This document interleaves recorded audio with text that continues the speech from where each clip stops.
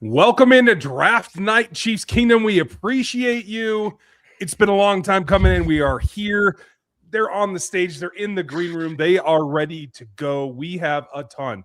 And what's really unique is that while Dan and I have done this years and years and years, and thank you all for being here with us. For those of you who have been here before, we're not in person this year, but we've put so much work into this draft in particular. We really appreciate you guys being with us. I am at home in Colorado. Dan is live in Ohio, and we are comparing feeds, shall we say, Daniel, about when we're going to find this out. I just want to put it at the top of the show. Try not to put picks in the chat because we may be behind you a little bit. We may not be. We're going to do our best, but that's where we're at right now. What are you feeling about this thing, Daniel? You know, first of all, I'm glad y'all made it, right? No one died along the way. I know the season was not what we all wanted to see, but we are here now, and it's going to be okay.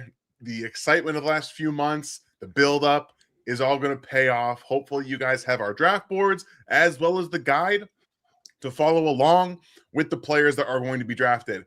I have asked around because I have a couple of phone numbers of people who are with the Chiefs, at least, that cover them on a national level. And from everything that I'm seeing, hearing, Ruben Bain seems to be the go-to name that I am hearing. Now, Yep. However, I do think that the smoke about trades are real. I just don't think it's for 9. Okay. I like it. I like it. That works for me, to tell you the truth. And I am getting up here so that I have it live on an iPad. So hopefully I can get the best thing that we get here. It's a little weird, honestly, for our team, the Kansas City Chiefs, to be involved in trade rumors like literally up until the kickoff of the first pick. It's kind of crazy. It's one of the craziest things that we've seen. Even when they traded for Patrick Mahomes, that wasn't as much. There was no smoke there. Like they did a great job of hiding it. So the fact that there's so much talk about them possibly trading up to 3 is a little not just enticing, but it seems a bit interesting, to be very honest with you.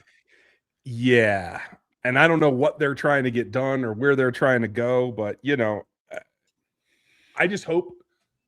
I'll be happy if it's Bain because it tells me that they believe in him. I'll be happy if they trade up and get Arvell Reese because I think he's the best player in this draft. I will be shocked if it's Bailey, but that's okay. Here's what I do know is they've had every single major pass rusher in this class in for a 30 visit. So one way or the other, I know that they know that they want this guy, whoever that ends up being. Exactly. They've done their homework. And they did this entire process differently than they've done in the past because they're at pick 9. It's not pick 25. It's not pick 32. It's a 9 pick. So instead of bringing in a bunch of guys from small schools that you don't get a ton of medicals on, they wanted to make sure that they went and got the best players in the draft that they have a desperate need at in defensive end. They did the homework. They're going to be drafting one of them. I don't know who it's going to be yet, but they are drafting one of them. I know that for a fact. I will let you guys know that I will also be popping out before the Chiefs pick to do some show elsewhere for myself, for you guys, and for Bleacher Report, talking about who I want the Chiefs to pick and leading up to the pick. So just understand that I will be popping in and out. It won't be too long, but I will be away for a little bit. Yeah, no worries. And I haven't even begun drinking beer yet. I'm just on water, but I will have to step out for a second. I quite literally went to get a gigantic thing of pop because I was already yawning a little while ago. Like it was going to be a long day regardless. So I went and made sure that I got some carbonation to help me along the stream until I can open the beer later. Nicely done. I like it. And we're just going to be playing with different views, folks, as we move around. So just if you get frustrated, let us know if you like one better than the other. We're just basically going to try to give you as many points of view on what's going on as possible. I am excited here. If you had your druthers and if the rumors are true that they're trading up, who would you like it to be? There's only one player that I want to trade up for, and it's Arvell Reese. He is the better fit than David Bailey is. I don't care what anybody tells you. Arvell Reese is the guy that projects best as a 4-3 defensive end. He just does. He's a better run defender. He's more physical. And he has the wherewithal to not just get better as a pass rusher because he was winning based off of instincts as a pass rusher last year. What? Okay. What are those? That's not something that you really see in Kansas City in terms of pass rush outside of Chris Jones. He's a reactive pass rusher. Chiefs don't have any of those outside of Chris Jones. So it would be Reese. However, I am not of the opinion that it makes a lot of sense to trade all the way up to 3 to be able to get him, if that's the case. And I think if you're trying to get to 6 to get Bain, more realistically, he's going to be there at 9. I agree with you. And that makes perfect sense. And I'm fine if they choose to go up. You know, as this draft came down, and you guys have been with us this whole way, trying to get ready for what's going to be happening. As I look at the board, and you will be able to see our boards tonight. I have mine shared. Let me get that up on here as well. We are going to experiment with a bunch of views here, folks, to just kind of play along here. I mean, you can see Reese is the only guy that I actually am comfortable taking in the top 5. Yeah, it's that much of an investment for me, right? So that does say it. And if you guys want a better or a bigger version of this, you want to print it out or whatever, go to NFL33.com. You can see it up there on the right-hand corner of the thing. Free to download right now. You can do it all day long, mark it up, do whatever you want. I'll be marking it up as we go, but he's worth that. You can see on the horizontal counters, I've got 19, I think, is where I ended up because I moved a couple guys around late, dropped some, I raised a couple here. I just put it out late, like 3 a.m. last night. Yeah. So this is the latest of where I think value is. And if they're going up to get somebody and it's in the right value range, I have no problem with that. If they're dropping down to get somebody in the right value range, there's no problem with that.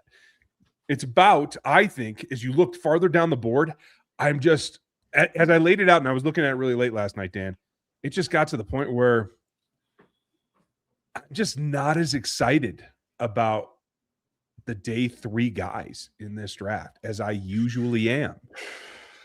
And I think that's fair. A problem.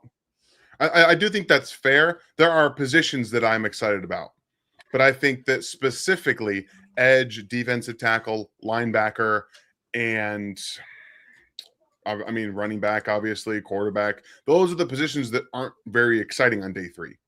Wide receiver, tight end, and DB are exciting on day 3. They just are. And it's funny because I cover 3 of those 4 positions, so I know them very, very well. And there's a lot of fun day 3 options there. Well, I'm looking forward to that because I want to find something to get excited about.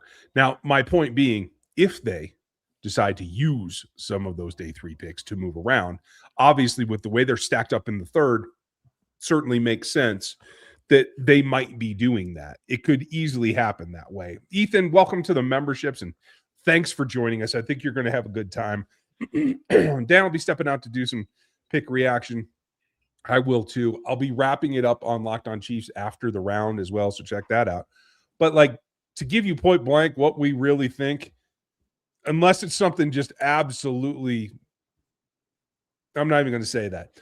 We'll give you members only reaction if it's something that is overly negative or something that we don't need to put bad karma out there.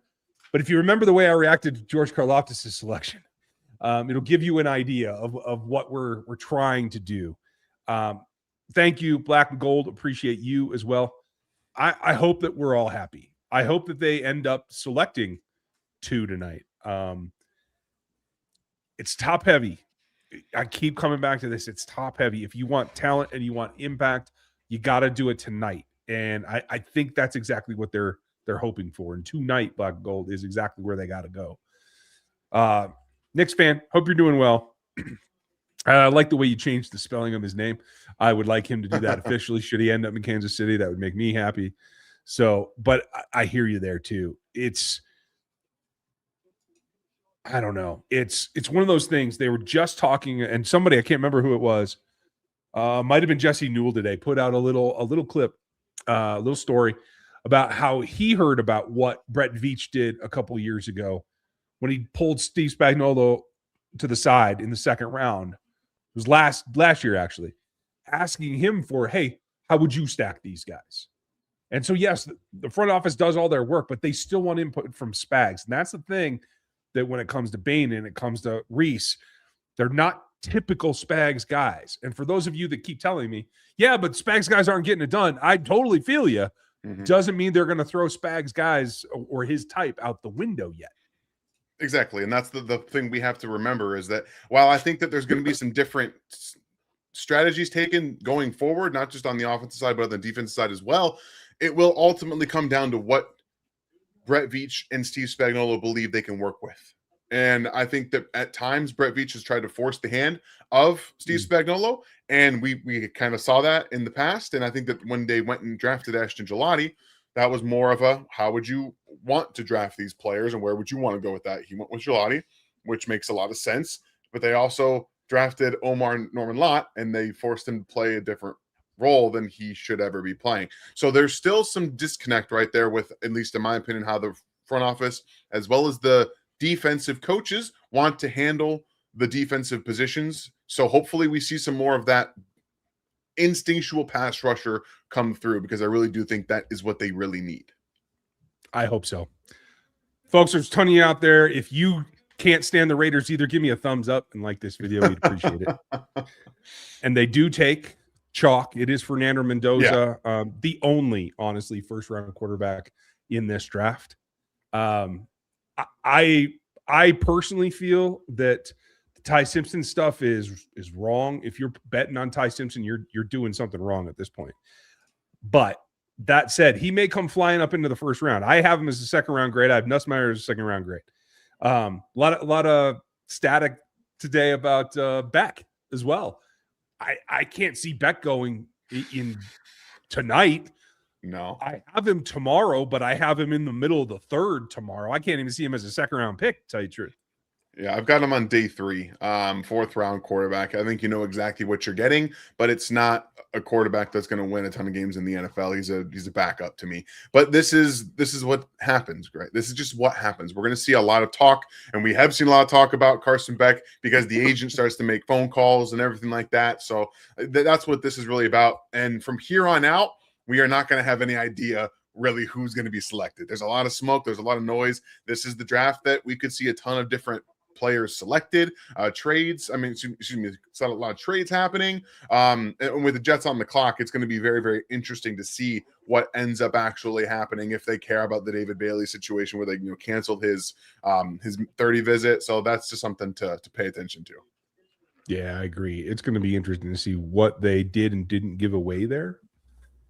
Yeah. It's fun. Minotaur, you've been with us forever, pal. We appreciate you. Who's ready for the best draft night for the Chiefs in a long time? Keep them spoilers to yourselves. Thank you. Appreciate you, Minotaur. Until it's announced here, please. I will block anyone who does it. Get them, Minotaur. Appreciate you. Thank you. We're going to have a good time, folks, and try to keep those picks to yourself.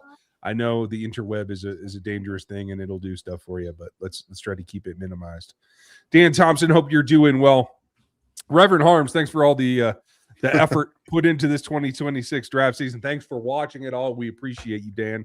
Couldn't get it done without you, Bal. Otherwise, we'd just be talking to each other. PK, nice to see you, and thanks for the support. Love you guys, everything you do from will there be a meltdown if we go OT9 and if we have to pick an edge or corner or wide receiver, who do you pick? There won't be a meltdown. It will be, in my opinion, it will be forced on them if everybody trades up, takes the guys that they want early. It'll be a little bit of a frustration to be there and end up with that. It's Reese and Bain at edge. Corners Delane. I don't think you can afford to take McCoy. Dan, you tell me if you disagree. And who do you have at wide receiver? What's the stack? Yeah, I think it's an interesting situation with the McCoy thing. I'm not comfortable taking him in top 10. I'm at 29. If he's there, I'm gonna do it. I'm just gonna do it. I don't think that there's anybody at 29 that's going to be a better football player than him personally. So that's how I feel about McCoy. But if we go wide receiver and it's the first receiver off the board, it's Jordan Tyson. Then I would take, again, I have them ranked Tyson, Concepcion, and Carnell Tate, and then Mekhi Lemon. All first-round picks, but all different spots, as you can see. So, yeah, that's interesting. I will leave that on there. That really quickly, I did forget in my board to have Arvell Reese on it. I don't know why he's not, but it would be above Ruben Bain at edge. Okay. So you would have him over him. Yeah. Sometimes I've done that in the past where it's like, hey, this guy's just not going to be around for the Chiefs. I'm not. Yeah, it was just an accident. It was just an accident. It happens. Thank you, PK. Appreciate you. Thank you. 3 years. You have been here forever. I appreciate That's it. awesome. Is it? Wait, Ishful? I got to make sure Vel. I say that right. My name is Vel. So hit me. And I'm sorry, folks. My kids got me sick. I'm gonna have to lean out of this frame a few times tonight, but appreciate you. 3 years running. Thank you, buddy, for being here. It's fun. We have a good time with this. I do think we're gonna have to get together again for another one, but it is definitely worth doing. Will, appreciate you. 53 months now. You're gonna hit it. You're gonna hit it at the end of the season, right? That should be right about 5 years. That's amazing. Hoping that they trade up for Reese. Really want an impact edge. I'm excited to see what they do, what they pick, and see your breakdowns after the draft. Have a great draft night, everyone. Thank you, Will, and thank you for your support. Being a member for that long, it's epic. I mean, Jets pick is in. Cardinals are on the clock. The Cardinals is probably the first trade up opportunity, right? Like, if this drags out, it could be where we see something happen. I don't know if it's going to be Chiefs, but something, right? Yeah, someone's going to trade soon. I don't know who the pick. See, this is exactly the situation that I didn't know it was going to happen. I can see the pick up top there. The Jets actually take David Bailey out of Texas Tech. They did. They did. Oh, I forgot. So that means I forgot this earlier, Daniel. Hold on. So the Jets take David Bailey second.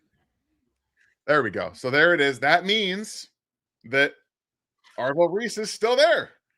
Now what do you do? Teams are going to get Arvell Reese, and this is the situation that we talked about. If he's there at 3, do you make the trade up? Do you go and do that? Because this is the only time that you would do it. If he passes the Jets at 2, you can make it happen. Again, I don't think I personally would do it, but this is when you do. And I have to put my phone down this way so that I don't get the Adam Schefter notifications about who picks who. Right. Skip that. Jake, hope you're doing good. Thanks for another draft year coverage. F them Raiders. I'm with you, dude. And congratulations. Next month's 4 years. Can't do it without you as well. Thank you, buddy. Nice to see you. David Bailey, I think he's going to be a good player. I'm glad the Jets took him. They've had suspect evaluations. I still don't like half the guys they've taken at edge for the last 5 years.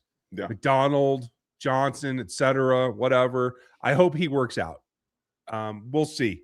It's a big jump from Stanford to Texas Tech to the New York Jets. That's good. It's going to be challenging. This may be sacrilege, but could Reese be the next DT? I mean, I will tell you this. He's nowhere near as dominant as Derek was in college, so that leap isn't there. He's not as heavy. He's not as strong. He is very strong for the weight that he plays at 242, I believe. But I will say this. When it comes to controlling the tackle's shoulder, getting under it, and you remember when Derek used to hook the under and just kind of spin him around the edge? I can see Reese getting to the point where he's able to do some of those things. I need to say something very, very quickly, you guys, because I do have the draft up next on my other screen here, my other monitor, and they do the whole breakdown of the players with the, they label things on the highlight reel, and they said bend with David Bailey, and the clip that they showed is literally just, it's not bend at all, guys. We have to, as a collective, stop the misinformation in the highlight reels, because David Bailey is not a bendy player. He's not. No. We got to stop this. Good player, not a bendy player. Yes. If anything, he's a bit stiff through the torso, to tell you the truth. Yes. I don't know why people label things like that. I think it's basically TV production. And remember, everything that you see on your screen is not necessarily what the guys that actually do the work say. And I think that's where some of the disconnect comes in. So keep that in mind as well. Dennis, thank you, buddy. Thank you guys for great content year-round. Cheers. Cheers to you, and thanks for supporting us. We appreciate it, and we'll continue to knock it out for you guys. Frogman, nice to see you. Can Veach find a stud this year? Well, after 52 months in the memberships, you are allowed to ask that question. I think that he can. But again, going back to the board, it's not as good a class as some of the pundits want to make you think. It's not impact players down into day 3. It's gambles, it's possibilities, but it's not knock them down. This guy's going to get it for us and make us a champion, et cetera, et cetera.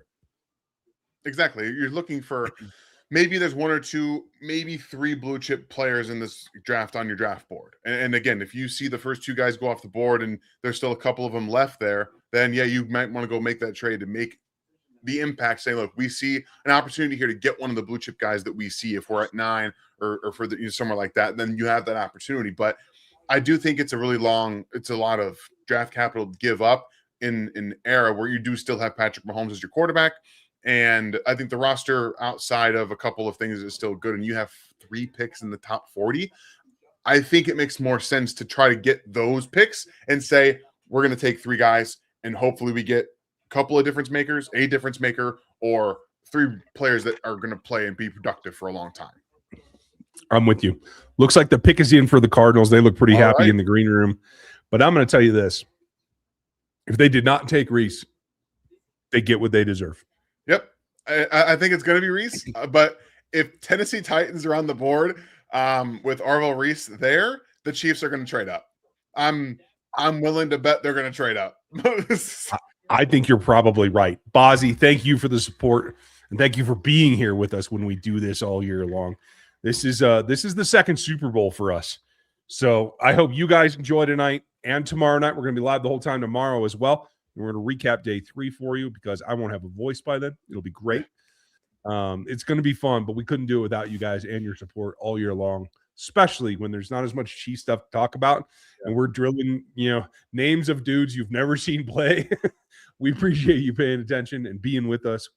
And that's really what makes it go round. Captain, how you doing? I missed watching you guys. Glad to see you guys are still the best Chiefs coverage out there. Appreciate you. Thank you. And thank you for the support. Great beard, by the way. Reminded me of Thundarius, who's going to be around here soon, too. I think he's going to be in town, actually, this weekend. So, and thanks for becoming a member as well. I think you'll get a kick out of it. There's a ton here. Picks in, we'll wait until they kind of walk up there, Daniel. But if Bain there at 9, do we take Tyson? I mean, I do think that's going to be a real situation. Yeah. He would be the best player available in my mind. And it's hard to not take the best player available unless you believe your wide receiver situation at 29 or maybe a trade up is better and you trade back and you look to get somebody there. Please do not tip the picks, you guys. Please do not do it. I don't want to hear in the chat if you guys, you're going to ended up getting booted. We don't want to do any of that. So we want to wait, reveal it to you guys when we see it. Please, please, please. We're trying to give you honest reaction and it just kind of ruins the whole thing. So I agree too. I do have one guy that's going to piss people off that would be higher than him on my board in terms of overall grade. But hold on, Daniel, and let me hit the button. It's the top one in the sounds panel, by the way, if you ever want to do that. So here you go.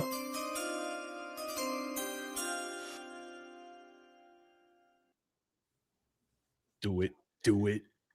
It's Jeremiah Love, you guys. The Cardinals picked Jeremiah Love. Arvell Reese is still on the board with Tennessee Titans at 4. This is like you're about to trade up and get Arvell Reese. That's what it feels like to me. Get Borgo on the horn right now. Yeah, whatever you do, plug in Brett Veach's phone, whatever it takes. Can't lose out on this. Running back at number 3 overall when you are about to extend Jacoby Brissett as your starting quarterback. You don't have much of a pass rush. I think Budda Baker's still on the roster, for God's sake. I mean, what do you mean? He's a great player. He is a great player, but he's 87 years old. And you have maybe the guy that's the most instinctual safety to come out since him is on the board as well. Yeah. Jeremiah Love's a great running back. I just struggle with this. And this is once again, and from rumor that I heard today, it was leading towards this and it was the owner pushing it. I feel bad for Monty Awesome for it. I'm just going to say really quickly here. If the Tennessee Titans don't take Arvell Reese, they don't have to trade up. Like they don't Maybe have not. to. The Giants aren't going to take him. The Browns certainly aren't going to take him. I mean, Right. this could be a situation where they don't even have to worry about it if it continues to go this way. So I don't know if they're going to trade up for it. This would be the one spot that they do because, again, the GM worked. Mike Borgonzi worked with the Chiefs for so long. You can figure they could get a deal done if that was going to be the case. But I still, if they don't do it here, they're not going to. They're just not going to. They're going to let the draft play it out. That's what it feels like to me too. And maybe they knew this all along, that this was the way it was going. And maybe, Trey, we're waiting for that situation where we see who's there at 9. And if it's Bain, cool. If it's Reese, cool. If it's Tyson, cool. And I think Final would be the other pick there, given everything we've heard about Andy Reid. If they can't get the positions that they need, I think there's a good enough grade on Final that it will be a possibility. But again, everybody else has to be gone first. I'm going to update my board and we can take another look at it. Okay. All right. So, yes, I think that Jordan Tyson would be a good spot. But if the board keeps falling this way, Tatum, I think they might end up trying to trade back. I think that might end up being the situation that unfolds here. So I appreciate the super chat. Minotaur has got another one here. Thank you for the 5, my friend. Why is membership gifting so much cheaper on the PC? No complaints, but what I'm about to do is 20% cheaper. he's telegraphing what he's about to do. Well, we appreciate you being here, and hopefully, you keep doing that. That's good for you. If you're going to keep doing it, you may as well just keep doing it on the PC, right? Yeah, hey. And if it's cheaper to you, even better. Thank you for what you do. Very much so. Oh, Scott, thank you very much for the super chat. Our future is now hanging on the edge with anticipation. Let's effing go. Right? That's exactly how it feels right now, especially after the fall from, I mean, again, I thought Reese was going to go 2. I really did believe he would go 2. And so this is an interesting thing to see what they're going to do. It looks like the Titans pick is in. They're not trading the pick no trade at all. So I would imagine the Chiefs are going to stay or trade back. Yeah. There was a graphic ESPN put up about 2 hours ago. It said that put the range for Bain at 7 to 12.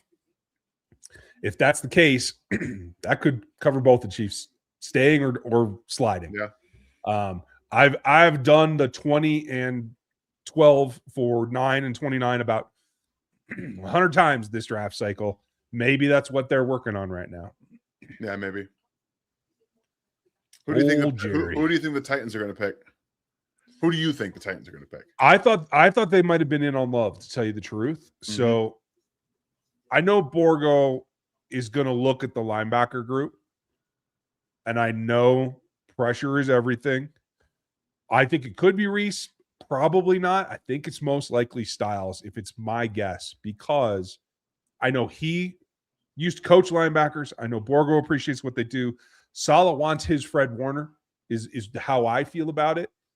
And I think it's not a bad move. I mean, if somebody in the top 8 was going to take a linebacker, an off-ball linebacker, it makes sense for it to be the Titans. Yeah, I agree. Because Jeremiah Love not on the board, I think that makes perfect sense in this situation. Oh, we're going to find out. I tell you what, I'm still just surprised. This is not a ticker, folks. I'm just like going back to take a look. I mean, for all the people that freaked out when David Bailey's visit to the Jets was canceled. Yeah. I think that was just to screw people up. I think that was just like, hey, we're going to throw you off the scent. Man, is anyone not live on YouTube right now? I just realized that Matt McMillan and Mitch Holthus are on too. Oh, no. Everybody is live on YouTube right now. Hope you guys have a 4-way screen going or something. Here is the pick from old Raj. Boom.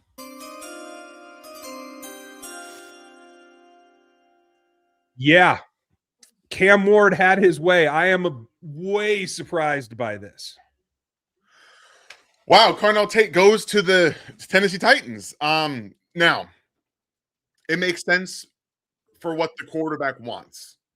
Cam Ward likes to throw in outside the numbers, down the field, to guys that are going to come down with the football. They drafted Ayumenor out of Stanford last year. He's that kind of player, but Carnell Tate is going to bring a bigger body, longer catch radius, stronger hands, and a better route runner right now.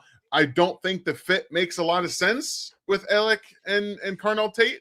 That's kind of weird to me. That doesn't make a whole lot of sense. Right? They need some speed. They need something like that, and they don't actually have that. So this maybe to me feels like a panic move. Like they were going to draft Jeremiah Love, and that's what I was thinking. And they said, "Well, let's get an offensive player for our offense." Wow. I assume my audio is not bleeding in here of this, right? No, I don't. You're not hearing that, are you? Okay. I mean, wow. Steeman, I don't think they would pass. I mean, I have said before, he is more of the 3-4 OLB type. He's not a Spags type. Hopefully they're ready to buck that system because I keep coming back to it, you guys. He had the best pressure efficiency, meaning the number. I know he didn't take a whole lot of pass rush snaps, but he got the most pressure percentile against his pass rush snaps of anybody in this class. Anyone. And he was number 2 in converting those pressures into sacks. And the kid has no freaking clue what he's doing. He's learned more about how to pass rush in the last 3 months than he did at Ohio State. I'm very interested at how this is going on because the best player in the draft, I think the best player in the draft is Caleb Downs, but Arvell Reese is literally right there. Like he's literally right there. And the fact that he's not off the board yet, and I would say the 4th best player at Ohio State last year, 5th best player at Ohio State last year, is the one that just got drafted over any of the Ohio State players. That's weird to me. That's weird to me. I agree with you. I totally agree with you. Oh, Steeman, if Reese is at 9, Reese or Bain or still OT. If Reese is there, it's Reese. It's got to be. Again, all these teams are going to regret this in my mind. And you have it in exactly the order. If Reese is there, yes. If Bain is there, yes. If you go OT last. Okay. And that's if Tyson's not there. I will talk about this because it's not tipping a pick. Was just reported by Adam Schefter that the Chiefs have been deep in talks with the Browns to trade up right now. Oof. Okay. If they do that, they have their choice of the top 2 edges. I'm sorry, 2 of the top 3 is the best way to put that because I did have Bailey in between Reese and Bain. Yeah, so now we don't have to worry about them giving up any of their 3 of their top 40 picks to go up to 6. Don't have to do that. Nope. No, this is a good trade maneuver. PK, welcome back to the memberships. Appreciate you. Okay. I know you've been here before, but it's nice to see you. I hope that I got you on screen. You guys are starting to tip the stuff that we're seeing here because the Chiefs did, in fact, trade up with the Browns. Okay. Stop tipping, you guys. Just because you see it doesn't mean you should type it. But I know it's exciting. I get it. They did. I know it's exciting. I really do. Yes. I get it. I really do. But we all want to try to have this experience together, right? You guys can see it. That's fine. Just don't press send, okay? The whole Herm Edwards stuff. Just don't press send, okay? You don't have to do it. Okay, so couple of things. I'm a little surprised, given unless they think dang Minotaur. Wow. Folks, if you got a nice membership, give Minotaur a hand, will you? That is very super generous and appreciate you, Minotaur. I will be back, you guys. I do apologize. I will talk about the pick, about Minotaur's incredibly generous offer when I get back, okay? Yeah. Sorry, guys. I'm Minotaur, that is crazy, Minotaur. Thank you. If you guys get one of these free memberships, feel free. You can upgrade it to rookie to get all the extra content stuff. It is a great way to start on the memberships, and you get a ton to hang out here and make the streams more exciting and be able to talk and use emojis and all kinds of crazy stuff. it's a good time. But please, please, please hide your chat. Let's not tip anything else as it comes out because we do want to enjoy this together. This clearly says that there's someone, worth going to get. The fact that the Chiefs are moving up means that I think it's an edge. I think it's Reese. I think it should be Reese. If it's not, and they just love Bane, I'm not going to argue with that. Bane is a hell of a player. And stylistically, Bane is closer to what Steve Spagnuolo wants. Physically and athletically, Reese is closer to what they want typically. But if they are at a position where they're trying to throw some of the things that aren't working out the window, like having to have the prototype player that Steve Spagnuolo likes, or having to always be in a 4-3. Those could be two things that change the math here, like dramatically. So it certainly does help that they were able to do this. I haven't seen compensation yet, but I may panic if it's what I'm seeing. So we're going to talk about that when we know. But holy hell, that would have been highway robbery. And if so, it means that the Chiefs see the board very similarly to how I do, in that day 3 picks are not what they're interested in. Maybe not even third rounders. We're going to see that. PK, like I said, don't give it away in the chat, dude. We're trying to keep that until it's announced on the actual broadcast. And we will tell you as soon as it is. All we know right now is the Chiefs are on the clock. We're going to get there. Let's try to keep it to ourselves. I will give you a reaction that looks like the Giants are coming up here.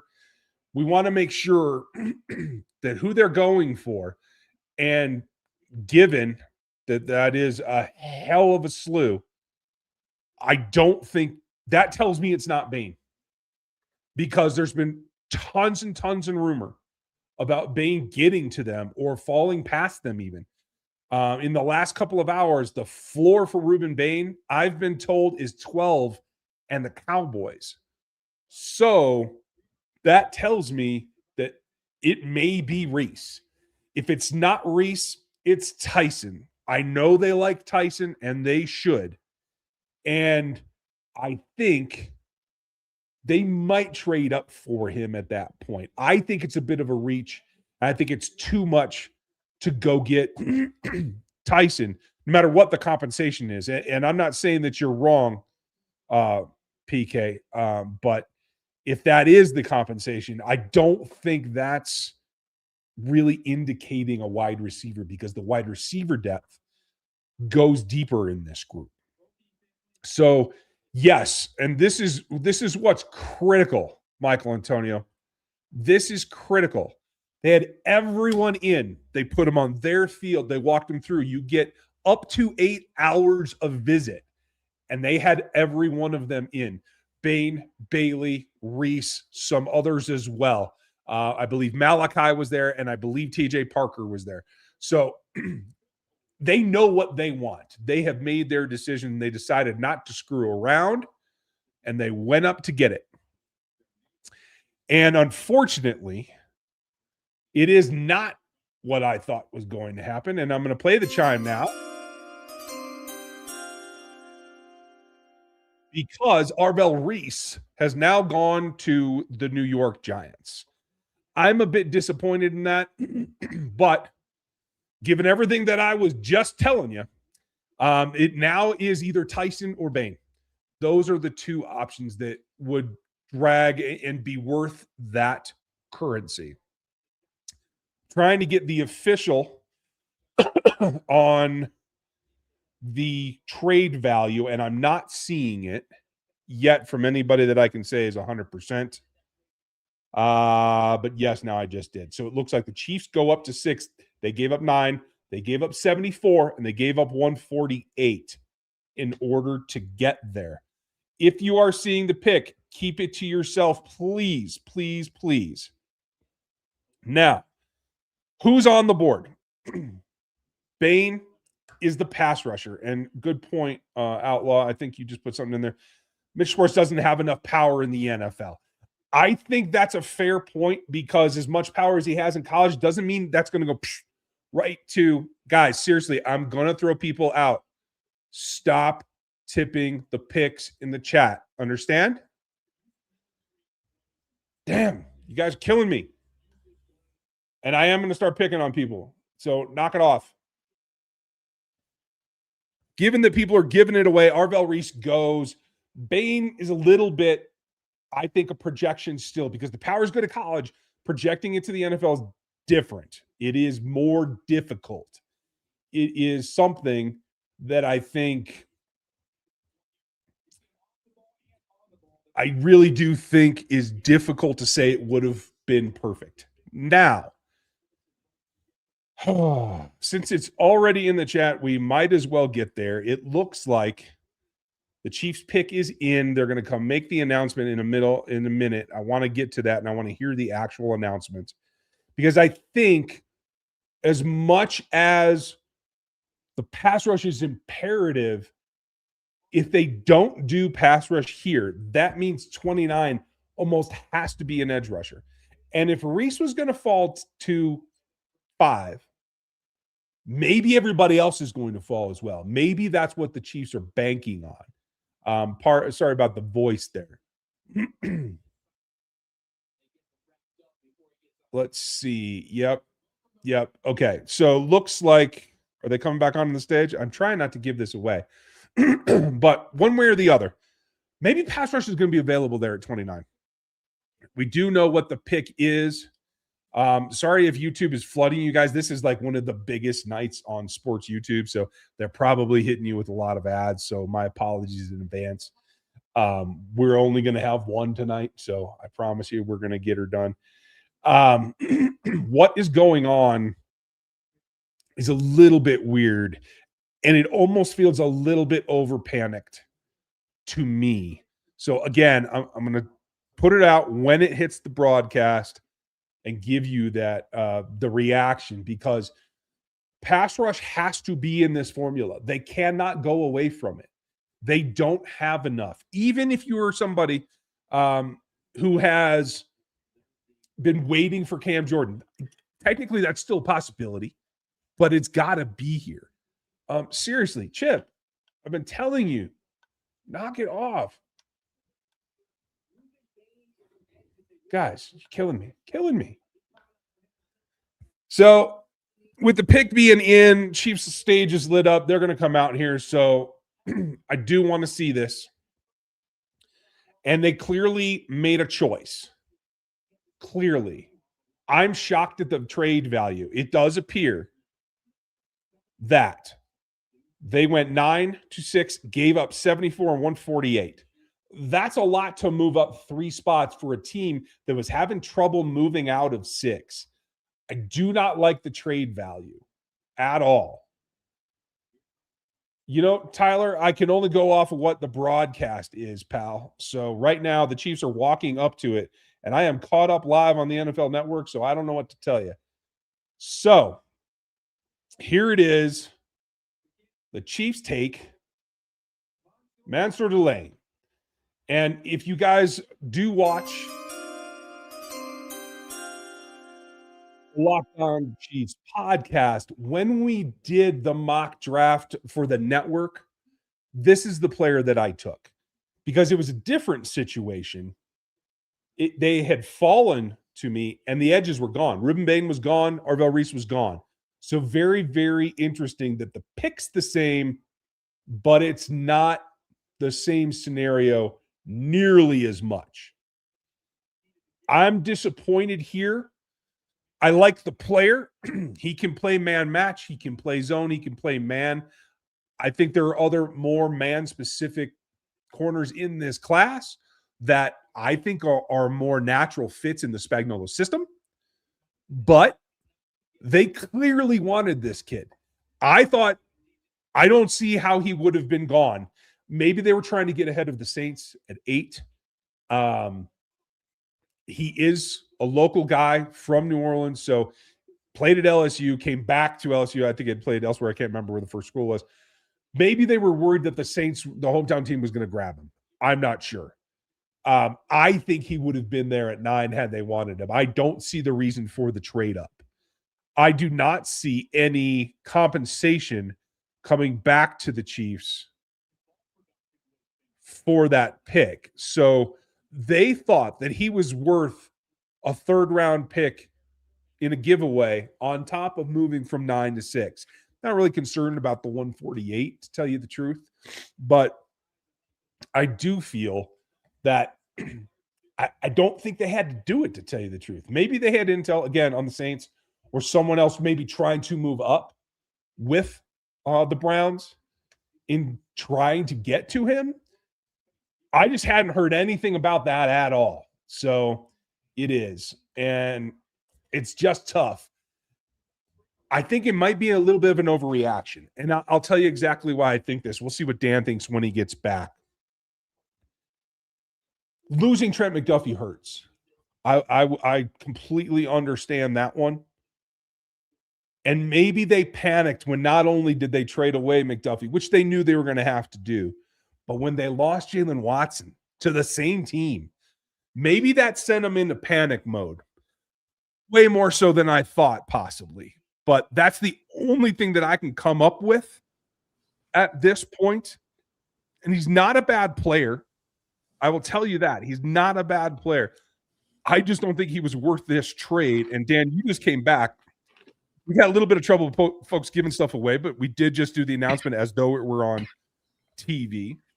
And I theorized maybe they were trying to get ahead of the Saints, keep them from making a hometown pick or something like that. If you're breathing well, tell folks what you think. They had to have felt like Mansoor Delane was going at 7 or 8. And again, the smoke that they played the game well. This is exactly what the Chiefs clearly wanted to do. And when you set the smoke screen for Reuben Bain, for offensive tackle, for wide receiver, not one team, no one's mentioning corner at all. And I think what this came back to is that, yeah, they had Trent McDuffie and Jalen Watson in-house. Both were going to be paid one more than they felt like they were comfortable giving them. And the reason Trent McDuffie ended up going to the Rams is because he wanted to play outside. I think the Chiefs said, look, you're a good outside corner. We want to put you inside. And he said no. And I think that was the sticking point there. So Mansoor Delane is, yes, he's not extremely long, but he plays long. He's going to be your boundary day one starter on the outside next to Noel Williams. That's an excellent 1-2 starter at corner for me. And he has a real dog mentality. He does not back down to any size. There is not one guy who could moss him anywhere last year. He was on top of every single receiver he played. He raised his game in the SEC going from Virginia Tech. So I understand the trade isn't great going up for a corner, but at the end of the day, this is an excellent player, and he is going to make the defense that much better. I think this is the key, and I think you mentioned it, because they're going to put him out there, and they're going to forget about corner because they don't need to worry about it. I think he can come in, compete to start day one as well. I think we also have to be very realistic about the chances that Christian Fulton is going to play an entire season are low. So even if that doesn't happen, I'm not terribly worried about it. So I like, as Tyler puts very succinctly here, I like it. Like the player, don't like the trade. Yeah. I am still convinced unless they got spooked by somebody else, I don't think they had to do it. That's just the truth. So giving up 74 is what I have a problem with. If it was 109, I'd be okay. Clearly, they wanted this player in particular so they can just put it aside and move on. I think now what becomes super critical is, do they stick around at 29 or do they move out of that as well? Because I thought it was more likely they move up from 29 than they move up from 9. And now you don't have the edge. But Reese fell to 5. Bain's still on the board. Clearly has been number 3 since then. And to, I can't remember who put it up there, but to his point earlier, yes, they worked out all the edges. So maybe that's when they realized, no, this is not the guy for us. No, that length really is a problem. And I think in the end, if the NFL gets spooked, they go back to their roots and they go back to what they know. And they're like, nobody under 31 inches have ever done jack shit in this league. We're not going to let it be us. Yeah. Maybe And that's why. at the end of the day, that maybe they just were uncomfortable betting on a historical outlier. I think the player is great. I think Ruben Bain would be excellent in this defense. But I also think that you can help out your defense, your pass rush, by setting and forgetting your corners. And I know that people are so mad because they think that Steve Spagnuolo and, dare I say it, Dave Merritt, who was arrested yesterday, can just fix anybody and get the best out of everybody. But why would you? Again, you don't have to always do that. If you give them elite talent, they can have an elite secondary, and that's okay. I understand the trade. I understand that no one likes the trade up for the player. Again, you only do it if he's one of your blue chip players and you believe that the Saints or the Commanders are going to take him. They must have gotten intel that he was going to be gone, most likely to the Saints, that they were going to keep him in LSU, in Louisiana.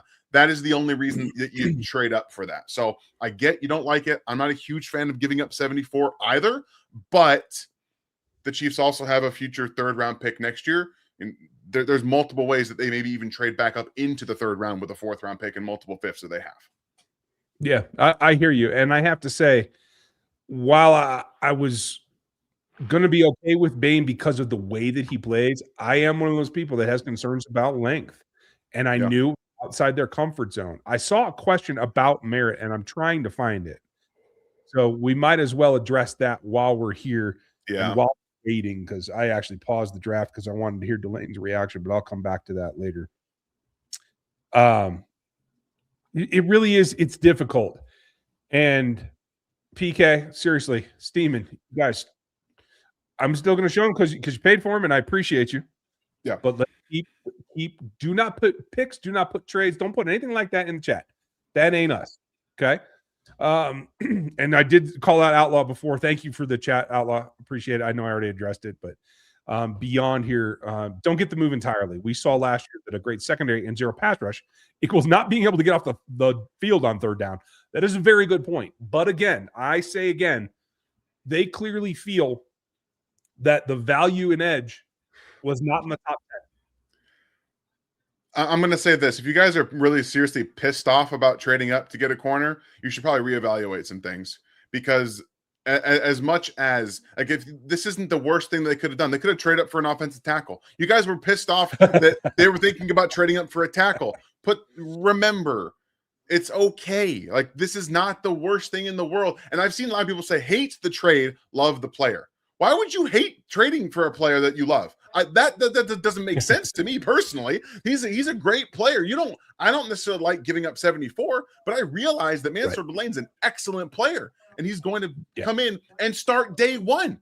He's a potential difference maker in all pro type level of corner. Like, that's how I believe.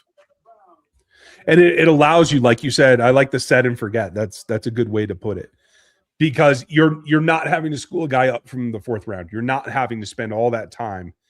And God forbid this is a reaction to the Dave Merritt situation, which was a domestic violence class 2 misdemeanor. So it's not anything super earth-shaking, but it is bad timing and a bad look for an excellent coach. But I don't think that played into it right now. Nothing that I have heard says that it was. Sonny Styles did go to the Commanders next. So the Saints pick is in. The Browns are now on the clock with the Chiefs' original pick at 9. We'll see what they were willing to trade down for. I'm very interested to see here if it's Tyson to the Saints, given that they couldn't get Delane. I understand that they had some interest there. So that's what I'll be looking for next. All right. Speaking, Dan, you know best. Do you feel Delane will be an all-pro like McDuffie? Because if you're confident, then I'll be fine with the pick. And, hey, Dan knows and did all the work on this. He can be very good, but all-pro? What do you think? First of all, I'd like to raise it with this. I'm going to put your super chat right back up. This is ridiculous. Sorry, Fluffy Penguins. I appreciate it, but this is a ridiculous statement. Like, you can't put that pressure on rookies to be all pro or you fire the GM. No, that's not going to happen. However, Mansoor Delane will be the number 1 corner in Kansas City, and from day one. You trade up in the top 10 to get this guy, he absolutely will be. And it's not just because of the trade, it's because the traits and the talent are all there. I had a fringe first round grade on him while he was at Virginia Tech. This does not just go from his LSU tape. It goes back to his tape and his football IQ at Virginia Tech. He was a multiple player, played in the nickel, played on the outside, played safety for Virginia Tech as well. This is not just but he wanted to prove that he could be a boundary corner, which he did. He was a shut down player at LSU, going up in competition, playing on the outside at LSU. He was dominant, and he plays zone, he plays man, he has excellent technique. So yes, I think he has all pro upside. Do I think he's going to be one as a rookie? No, I think that's unrealistic. Yeah, that's a lot to ask. I can't remember the last time there was a all pro rookie at that position. Can you? No. I'd be hard pressed to come up with that, to be honest. Yeah. I've done dumber things, but I'm sure it's in there somewhere, but I don't have it. Getting back here.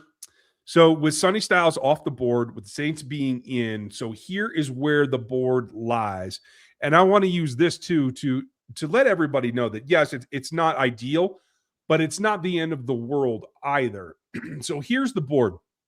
And this is exactly how I had it out.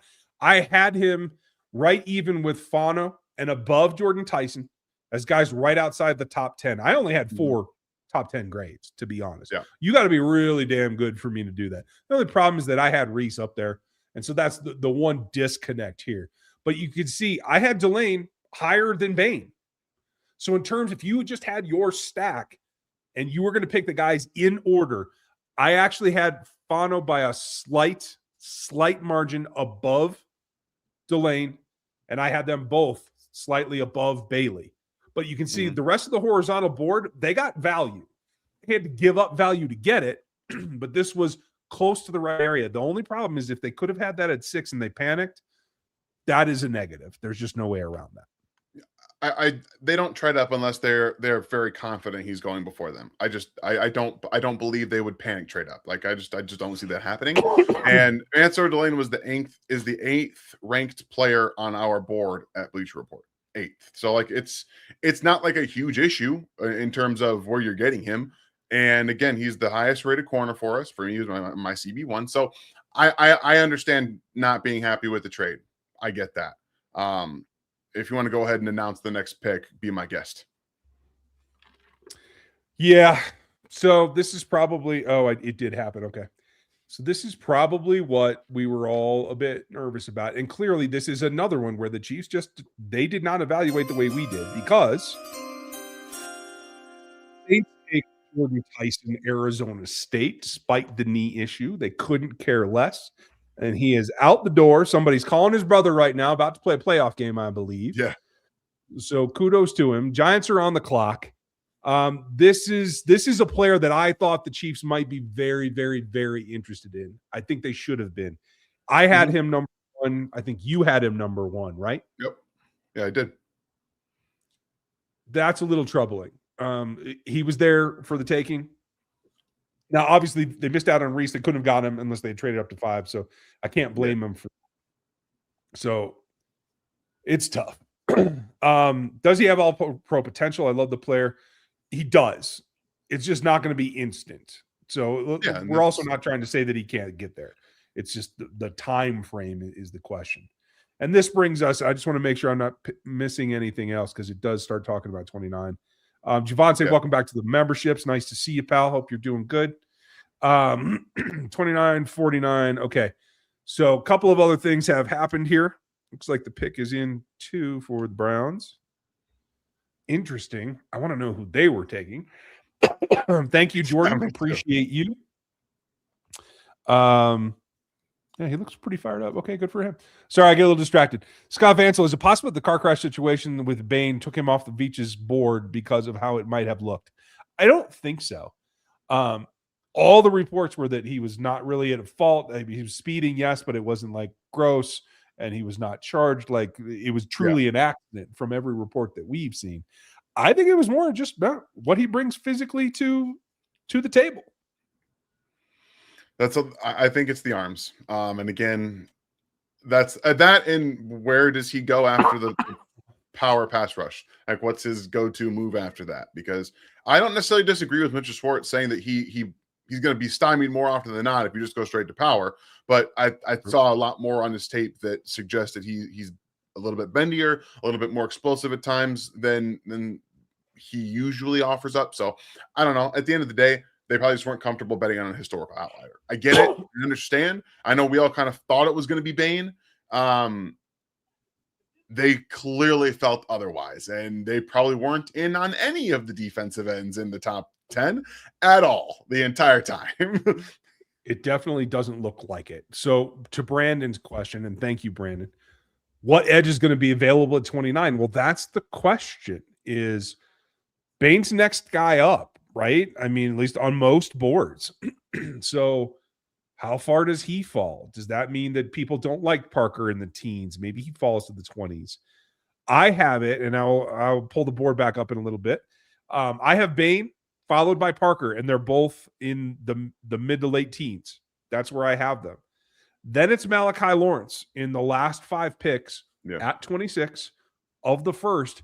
I bumped Messidor down last night because I heard from 2 different people that teams are putting him as an interior pass rusher in places. And that's enough of a question mark for me to say, okay, I think the Chiefs are probably one of those teams that are not going to take that risk. So that's where I bumped him down to. I think those 3 guys could be available at 29, but I'm not holding my breath. Are you? No, I'm not. I don't think you can. This is going to be what happens around 2025. If there's someone there, I think they trade up again. Personally, I don't think you can afford to wait if you don't get a defensive end in the first round. I don't really see it being a situation where you can, unless they truly believe there's going to be a tackle run and a defensive end will fall in their lap, which, looking at the board right now, not one offensive lineman's been selected, but everyone was talking about how they were going to go in the top 10. They haven't been yet. So here we are. Yeah. Let's see what happens here in 9. Looks like the pick is in. They're taking their sweet time. Oh, yeah. But it's a very good point. I think personally that we should be hoping for the offensive line run to start here because that's the way that we're going to have the Chiefs be in position to select somebody who can rush the passer, which I still believe is pertinent and almost like a must-have at this point. But who they'll be, Brandon, I just can't tell you. And the Browns pick is in. I can see it up there, so I mean, you may as well say it. Oh, sorry. Okay. I'm not even paying attention to the own stream. So Spencer Fano goes. First offensive tackle, first offensive lineman off the board. My highest graded offensive lineman as well. 0 F's given about his arms, clearly. Very different story from Bane, it seems like. I think had the Chiefs been stuck, if they had missed out on the trade up and couldn't get Delane, this might have been their pick, to tell you the truth, because I know Andy likes him. Yeah.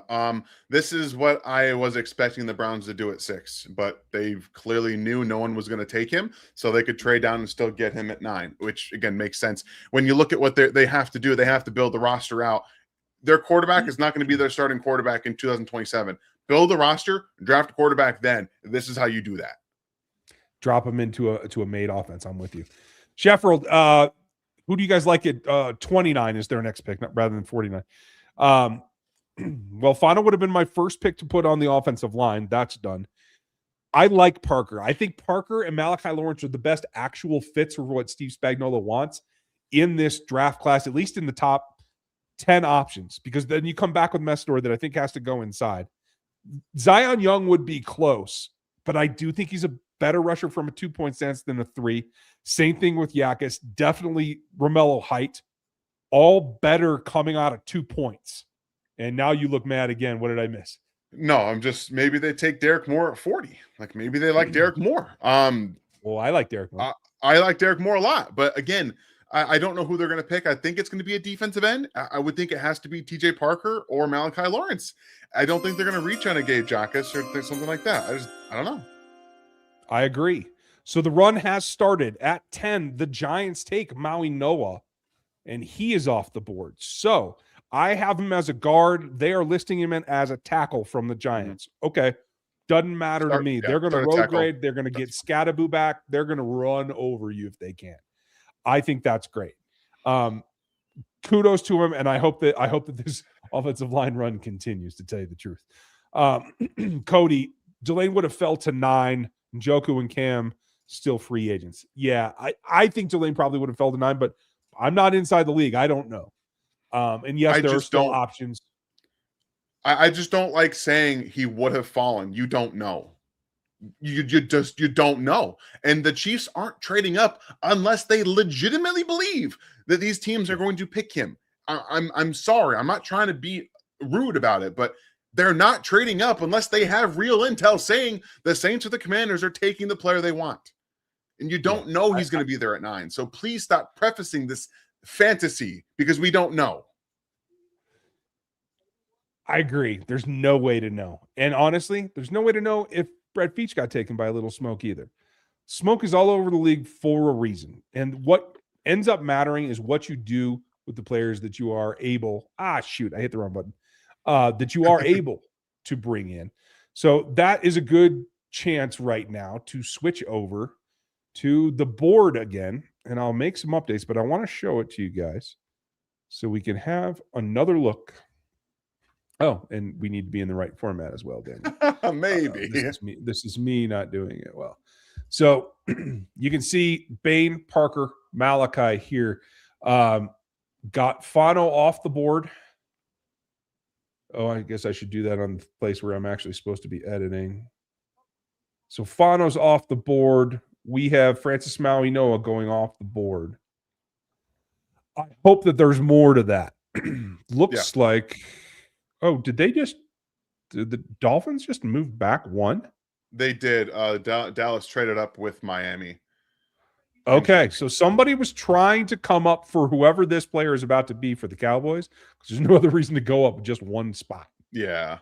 There was a couple of teams that had to have been involved in this trade to do that. So I'm interested in who this is going to be. Yeah, I am as well. Hopefully, Ione maybe? I don't know.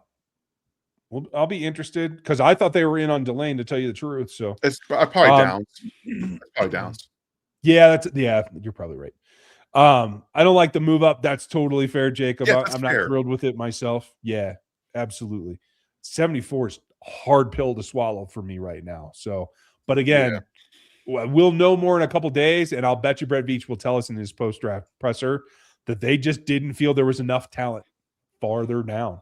That's just honestly the main reason that they do it. Glad you took a break, Javonte.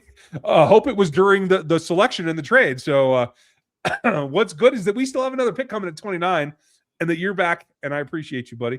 Not going to dwell too much. Speaking, good news, it looks like we have not given up on Jaden Hicks. I like that. I also meant eventually on it. Absolutely. That was a very positive spin. I like that, Kyle. Well done.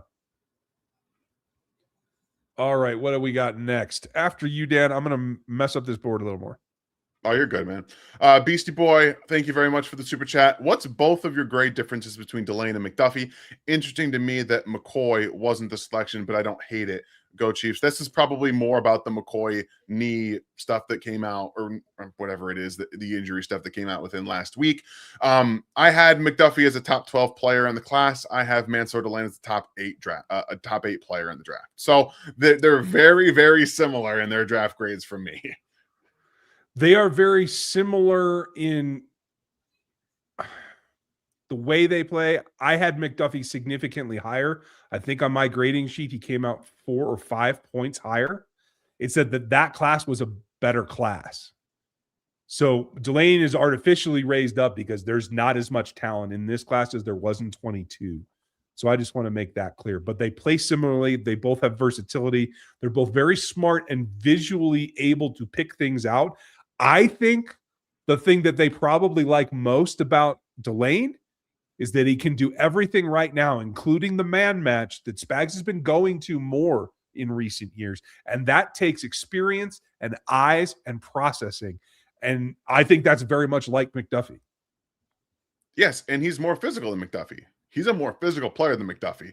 McDuffie, I think, is a little bit better of a tackler, even for his size, But Delane's no slouch as a tackler, and you can always help that out. The Chiefs do a great job coaching up DBs to be able to tackle, especially if they want to. So that's not something I'm even worried about a little bit. So this is it makes a lot of sense for what they're looking for in corners.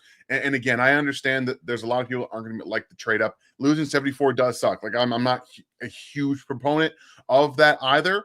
But if they had an extra 4th round pick, they might have been able to get away with it. But they didn't have an extra 4th round pick. So I understand not liking the trade up, but I'm good with the player for sure. Okay. I'm with you there, and I like it. Did I miss a pick yet? No. Cowboys are still going to announce. So got Maui Noah, got Fano, got Tyson. Styles is in. Downs is fallen. I agree with you. That could be the pick here for the Cowboys. If it's not Downs, who do you like in Dallas? It's too early for McCoy. The reason McCoy is not up there for me is the injury thing, and a lot of people think that it could be significant. So I think this might be Mekhi Lemon if it's not Caleb Downs, because I think that they might end up trading George Pickens after when it's all said and done, because he's going to sign his franchise tag. So I like it. Okay. That could very well be. There's a lot going on here, but so far, honestly, the only thing that's been really outlandish is that Bain hasn't gone and the Chiefs took Delane. That's really the only stuff that's surprising, right? Yeah, I mean, again, Reese falling to 5 was a little bit of a surprise to me, for sure. The Cardinals end up taking Love, and then the Saints, the Titans get Carnell Tate was a shock to me, to be very honest with you. I don't think it meshes with their offense very well, but we'll kind of see how that works out. But definitely the Chiefs have been they've made the craziest things so far. They made the trade up, and then they got to get a corner, someone they were never talking about entire draft process. So they wanted him, and they made it very well known now that that's what they wanted to do. And again, I'm okay with it. I'm glad he's coming to a place where I think he's going to be utilized the best, and I truly believe that he's going to be great in Kansas City.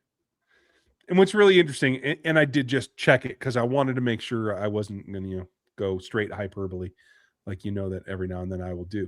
What's really interesting, and I want you guys to remember this for next year, Delane wasn't in on a 30 visit. No. They knew. They've known a long ass time. Yeah. That's the guy they wanted. Cowboys pick is in. And they did. They would do. Caleb Downs, Ohio State safety, is now a Dallas Cowboy. I'm sorry, Caleb, but I hope you do well. That makes so much sense. They need somebody in that secondary to be the quarterback of that defense, really. And he's going to do that for them immediately. The day he walks in, he's the best player in the draft on my board, on our Bleacher Report board, the smartest player in the draft. He can do everything. I know he's not the super athlete, but he's a very good athlete.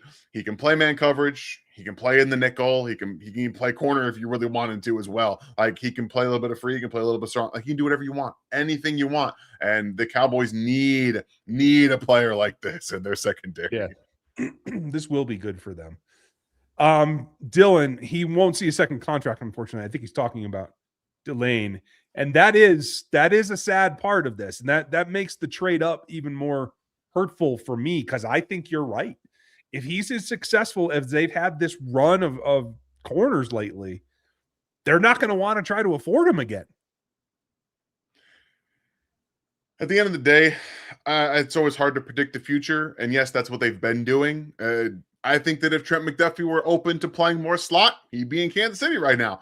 But he wants to play on the outside. So I think that played more into the situation of it, which I get. Go make your money, you earn your stuff. And I think Delane will be a pure outside player for them. So that might change the math going forward, but it does bring in an interesting dynamic of the contract and of the trade up for sure. Yeah, right. That's capital that I'm going to remember. Don't worry. I'll remember. Matt, surprising. Well, yeah, there is that. Yeah. Anybody? Is there any interest? I'd give you that right now. If Casey holds at 29, what position group do you think that they pursue? Will they double dip in round 5 for DL? I don't love the pick trade, but I'm trying to move past it. Good job, Matt, and you should. And I will tell you this: I have no idea what position group they're going to look for. I know they have a cluster of players that they hope are there at 29. It may come down to who is actually there at 29 of that group, and I don't think they'll be hard pressed. And I think this also says that they're comfortable enough with the players they expect to be there at 29 and at 40 that they didn't feel that they had to go get edge or O-line first, that they were capable of giving up a third and getting the corner they really wanted. Yeah, I'm with you. Again, I thought they were going to trade up from 29. So the fact that they moved up from 9 to me makes me believe that they're going to be sitting right there or trading back, maybe trying to recoup one of the picks. Maybe they have an idea. Maybe someone wants to move over Ty Simpson at the end of the first round. The Chiefs would be in the position, depending on how the tackle run goes, if there's a wide receiver run, or if there's even another corner run. I know there could be multiple corners picked at the end of the first round. If they get ahead in front of that and defensive ends are slipping, they could be a trade candidate to move back if the Cardinals want to come up or the Jets want to come up and get Ty Simpson. True. That's a very good point. And to that point, I hope that that's what happens. Jordan Jackson, I just hate CB for premium capital. I'm with you there. Given especially the track record they've had, I cannot argue with that. Ink-Stained Adventures, that's a great name, by the way. If the Chiefs don't do edge with 29 or move up for an edge, crystal ball Cam in a red jersey within a week. Maybe. Tomorrow. I kind of feel like Cam doesn't want to go to camp. I'm just telling you. That's fair. I think that's entirely fair. So it might take a while, but that's going to be what it is.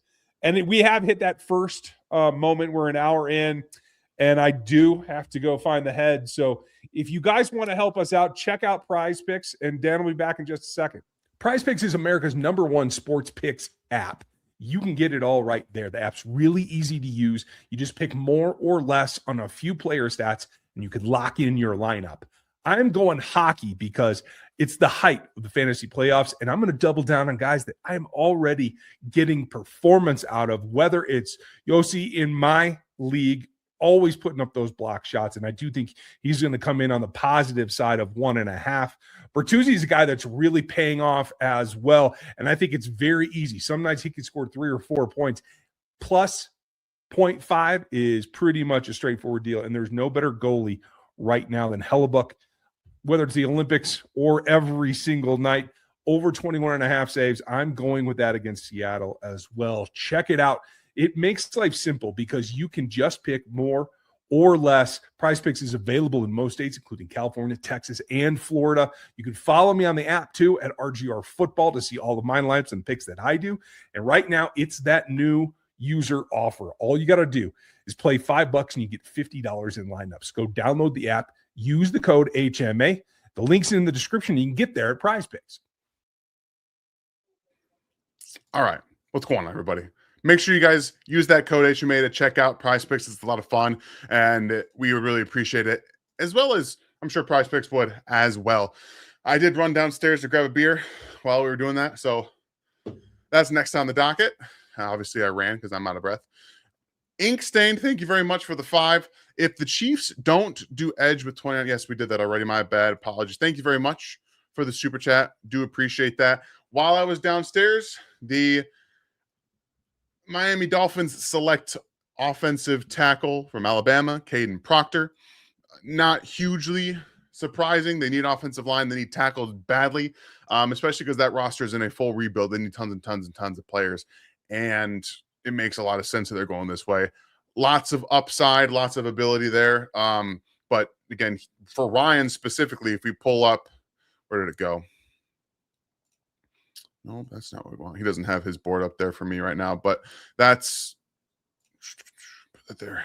That's the thing with him. He thought he was more of a second-round player, second-round tackle. So overall, I think this is a bet on upside. You're looking at the Miami Dolphins trying to be competitive maybe 2.5 years from now. So that's probably where they're going with that pick. It makes some sense. So interesting on their part. Shane, thank you very much for the 5. Hey guys, are you surprised on the Chiefs selection? If so, who would you have taken? Yeah, I think both of us were surprised that they moved up for Delane, mostly because they didn't talk about corner at all from a first like the very first pick in the draft kind of situation. They also didn't have him in for a 30, which they played the game well. They definitely played the game very, very well. So I think that's exactly what they wanted to do. They didn't want anybody to know that they were going corner with their first pick. They clearly thought he was going at 7 or 8, traded up in front to get to 6. And again, he's a great player. I'm very happy with him in Kansas City. Wasn't a huge fan of losing 74 in the process, but you do what you have to do. I think when the players that you want in a class that don't have as many blue chip prospects on your board as you believe, you just make it happen if you can. So that's kind of how I figure it. Appreciate the 5 there. And Ryan is back. Stuff happens. Oh, so Caden Proctor went evidently while I was gone. He did. And I told everyone that you were not very high on him, more of a second round player for you. So that's okay. Way to go, Dolphins. Sorry, Dolphins fans. More the same coming for your life for the next 5 years. Oh, freak. Buddy. Thank you so much, Dub Freak, for the is it euros, right? The 49. There you go. Big love for all the hard work, guys. Sorry about the echo chamber, but I love the player. The damn 3rd round pick is tough. Really hope Delane gets a second contract. Would have loved the defensive end or offensive tackle and the usual cornerback late magic. 2 a.m. gang here in the UK. Man, that's awesome. Thank you so much for being with us tonight. It's so cool that we have fans all across the globe and you guys stay up not only to watch the draft, but to be here with us while we're doing it. So thank you so much for that. And I get it. Again, this is a sentiment I'm going to echo. It was tough to see 74 go in that trade. I bet you they tried to get the future 3rd round pick. I would be willing to bet that they offered the future 3rd round pick from the extra one that they have first. And that was a non-negotiable for them. It probably would have had to been 74 this year. So I think that might have been what they tried to do first. Yeah, I agree. And I'm actually glad it didn't work out that way because I don't want to see him give up a pick in next year's draft. Because I think next year's draft, you might have guys in the 2nd round that are graded out the way some of these guys that are already off the board are. Yeah. I agree with that. All right, we're going to go ahead and open this up. This is my juice monster. Do it. Abomination again? Yeah. Oh, no. I like it. Oh, no. All right, we're good. Okay. Crisis averted. Well done. It's a little sludgy. Yeah, it happens. It was in the freezer. I put it in the freezer. I have to get it very, very, very cold. Well, that's good too. All right. Thank you so much for the support, Dub Freak. Okay, you don't have the tracker up properly. Good. Because I thought that people are tipping the picks again. I learned my lesson. I moved it. They are. Fairly certain they are. Jacob, thank you so much for the super chat. Another one for tonight. He was going to be there at 9. You don't know that. Do you think that they trade back from 29 and gain more picks? I think it's possible that they can trade back. Again, it depends on what happens. Because if what I've seen tipped in the chat actually happens right here, then no, I don't think they can. Okay. Well, that's good to know because I'm not looking at the chat. I'm trying not I'm to. boycotting. Try not to. Whiskey, thank you so much for the 5. Really like Delane, but not giving up so much. But what do I know? I'm not an NFL GM, coach, or scout. I guess I'll give the 3-time Super Bowl winning staff a pass. Usually works out. Yeah, that's fair. That'll work. I'm just double checking. I got everybody's picks in here. And yeah, I know you guys on the East Coast in particular probably have them before we do. We are going off the broadcast, and I guess it's the Western feed. I don't know. I have Roger Goodell on my commercial right now. Dan, do you? Oh, Dan left. I didn't even realize that. Sorry, guys. I'm here working away for you to get this done. I do like that we were in the middle of what appears to be the early offensive line run, which is good for us. And I think that will help us allow get some of the stuff out of the way. Let everybody come out for the players that they want. Hopefully it's not a run. I'm starting to wonder now that we are outside the 10 if Ruben Bain's going to fall even farther. And if that means the whole league is out on the short arm length thing. We're going to find out. Want to give you another shout out, Whiskey. Very much appreciate it. Trusting the staff is a good thing. And, I don't like the value either. Let's see what they end up with. They did have a plethora of picks. So maybe they can still turn that back into another top 100. You guys know how I feel about top 100. So to see that go was tough for me as well.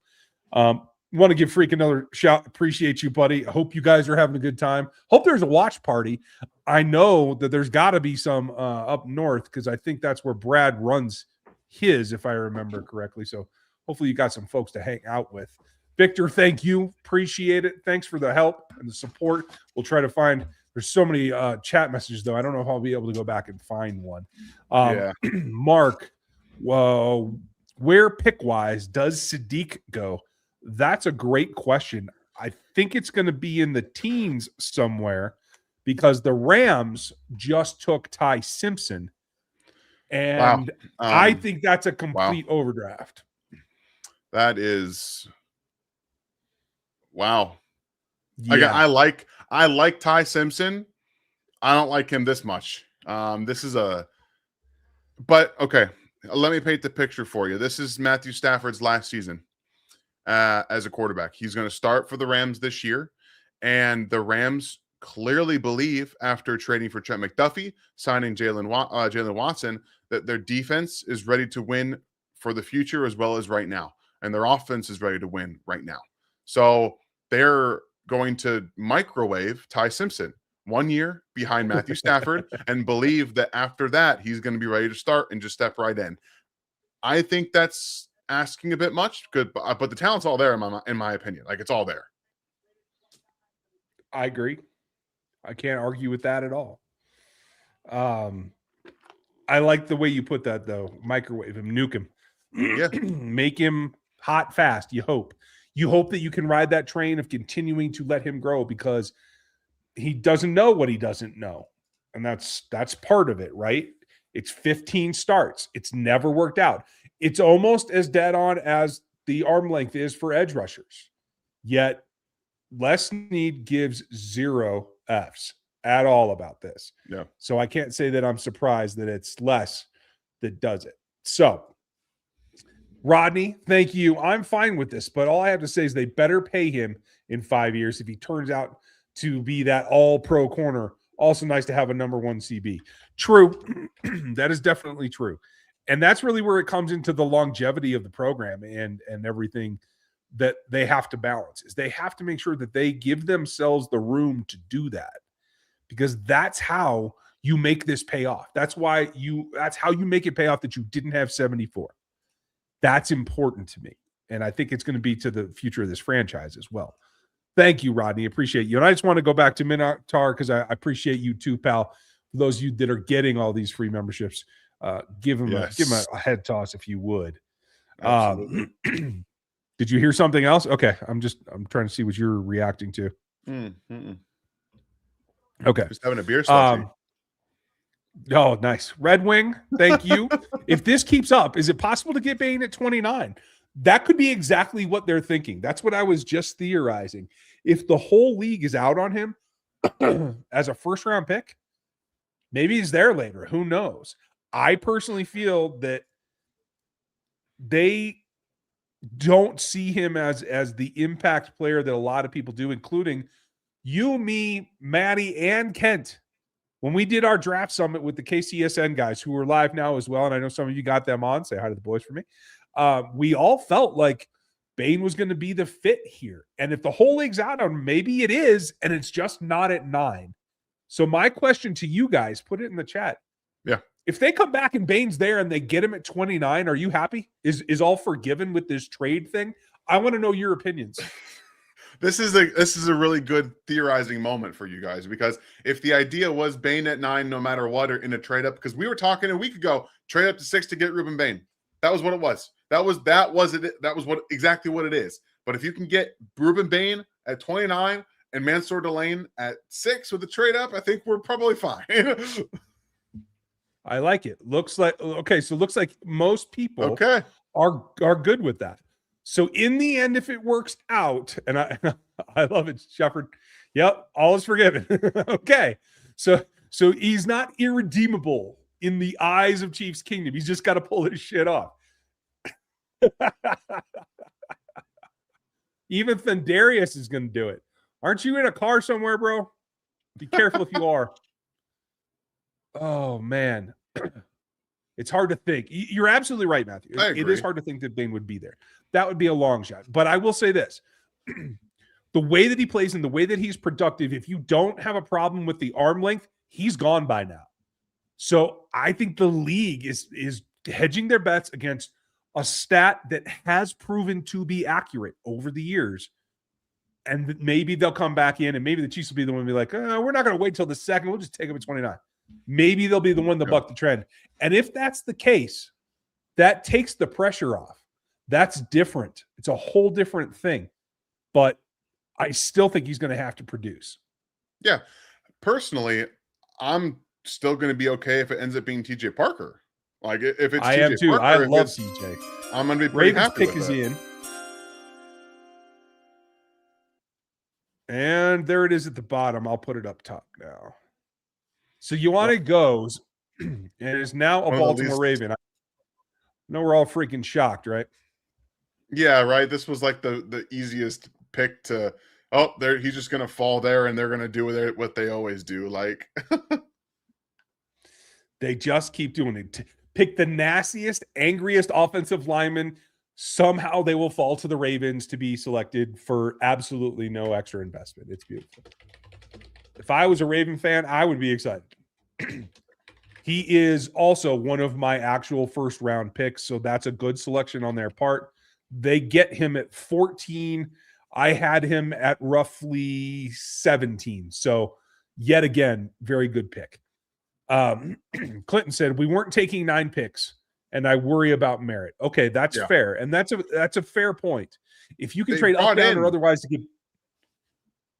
Just really quickly, they brought in another DB, so cornerback or safety coach this offseason who has worked with Merritt and Steve Spagnuolo in the past. So like I understand where it comes in, but this is a guy who's worked with them in the past before. And wait till the process plays out with Dave Merritt. Yes, he did get arrested, but just wait for the process. Steve Spagnuolo was literally a DB coach. Like that's what he does best. And they have another one on the staff. So just let's kind of wait and see what happens first.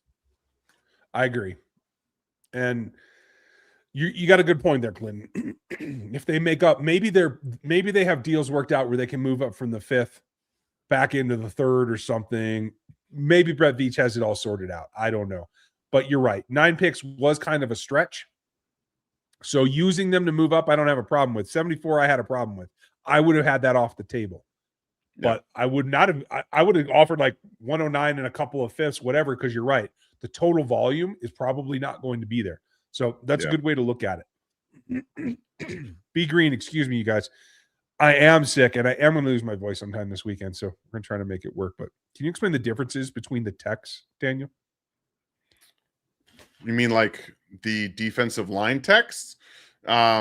Basically, like if we're talking about, it's all about where you're lined up specifically. So from 0 out to a wide 9, it's all shading. So a 0 is right head up on the nose on the center, and then from there it's 1 tech on the shoulder of the center or on the shoulder of the guard, and then face up you have a 2-eye, if I'm not mistaken, right? Or is that on the? That's the inside shade. Yeah, that's the inside shade of the guard, and then you have 2 straight up on the guard, 3-eye. In between, it just goes down and down and down. It's all based on where you're lined up next to or across from the offensive lineman. So whether you're shaded on his shoulder or your head up, like that's really all it matters. But the 3s and the 5s are typically in between the offensive lineman. They're not head up. So when you're playing a 3-4, right, a 3-4 defense, you have guys that are head up. Defensive ends are head up on tackles or. Is that am I right in that or am I wrong? Well, you're both. They're more 4-eye. 5 techniques are head up on the tackle. Yeah. So in a 3-man front, there are 5s. Yeah. So there's a really easy way to kind of visualize it. You just Google like defensive line zero tech or like graphs, and it will show you where everybody is and what exactly all of them are. I will find it and try to do that for you if you want to take the next one. I'll get you green. Sure. It's much easier to see than it is to talk about. I'll be very honest with you because I'm terrible at explaining it. Michael, thank you very much for the super chat. Disappointed, but is Delane now a starter? Absolutely. He is your CB1. And again, I think Noah Williams is awesome. And I think that Mansoor Delane is going to be better and already is better than he is. So like, I'm excited about that duo a lot. That's the kind of thing that gets me excited because I love DBs. I love watching DBs. I love scouting DBs. So I'm excited about it. Hopefully you guys come around on the player. If you don't like him, I'm not going to be able to convince you that the trade was great because, again, I'm not hugely a fan of seeing 74 go either, but it is what it is. Yeah, it's just tough sometimes. This one's pretty close. I'll put this up here in a second when I open it in a new window. Hopefully it's Largo Enougho. Okay, let me switch that over. So this is close. I was actually taught that the 5 technique is more straight heads up over the tackle. This is spaced it out a little bit, but this is generally where it is. 0 is heads up over the center. The 1s are on the center, but on the shoulder in the A gaps. Then 2I to 2 to heads up to 3 techs are shaded into the B gaps. Same thing with 4I, just a little bit farther out. My coach jumped to 5 there. So somewhere in between 4 and 5 is the terminology that I grew up with, but that's what it looks like for the alignment. These gaps are the natural spaces in between the O line, and that's what they align to. So they're always checking that stuff. Okay. So Bucks are on the clock. This has always been one that I felt I thought more wide receiver need than tight end need, but has been mocked quite a bit to be taking Sadiq. So the pick just came in. We'll see when they actually announce it. Yeah, that's interesting. Did we get this one with black and gold here? All right. Thank you very much for the super chat, black and gold. Does Kansas City stay at 29 with a cornerback pick? Seems unlikely. I mean, they could. They could. I feel like they need to move around, to tell you the truth, to get something done, but they could. It depends what they're trying to do. Maybe they feel Cam Jordan's going to sign. Maybe they feel like they've got enough shoring up and they'll go. I mean, everything that Brett Veach has now said in the last 3 weeks with the Schrager interview, he was just on with Clevin Clark for some reason, who reminds me of the guy from Rorschach from Ruben Bain does go to a Florida team here.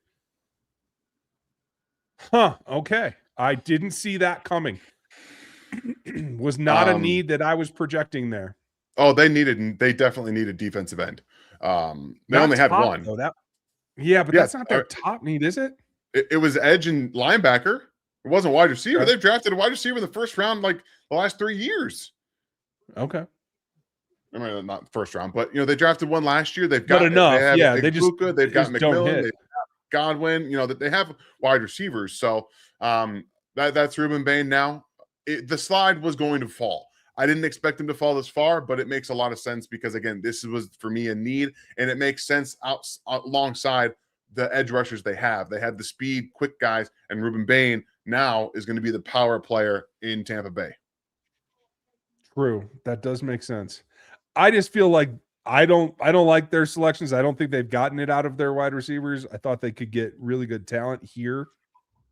And the departure of Mike Evans, I think, hurts them. I don't know. Yeah, but I think this is really interesting to me. I just don't think that they felt there was a wide receiver better than Ruben Bain. And that's sometimes you're picked with that situation. Maybe they didn't think Ruben Bain was going to be here either. And maybe they would have drafted a wide receiver. That is absolutely fair.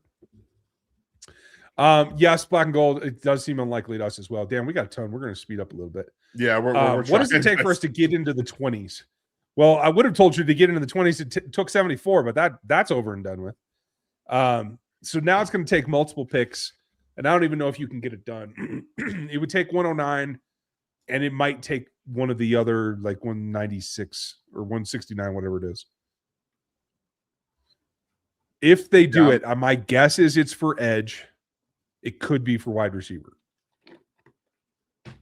I would think it's for edge. I don't think that they're going to be looking for anything else. And by the way, Kyle Lemon is falling down the board. Just want to point that out.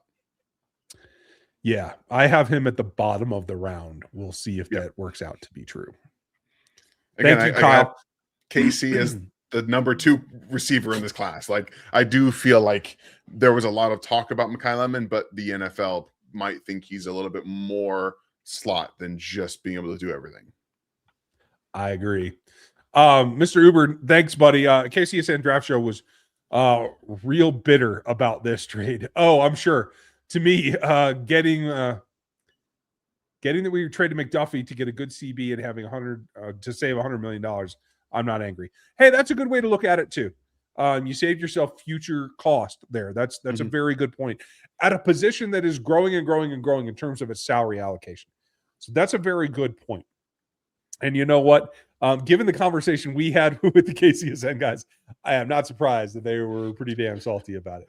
They had Maddie's drinking by now. No, they had zero corner inclining. Like that was not even close to a thing that they talked about. But to be honest, we didn't either. We didn't say corner was going to be the first position selected. I didn't expect it to be either. But when you have 2 starters gone in an off season, things change. They didn't know that going into the draft they were going to end up trading Trent McDuffie earlier when they did. I don't think that they wanted to trade McDuffie, but he wanted to do something different. So sometimes you just got to go with the punches. I agree. I'm also going to put it on the record right now that in the Locked On Host mock draft, I took Mansoor Delane with the Chiefs' first pick, and then I took Malachi Lawrence with their second pick. So if that happens, you guys can write to every other Locked On host and tell them I got this.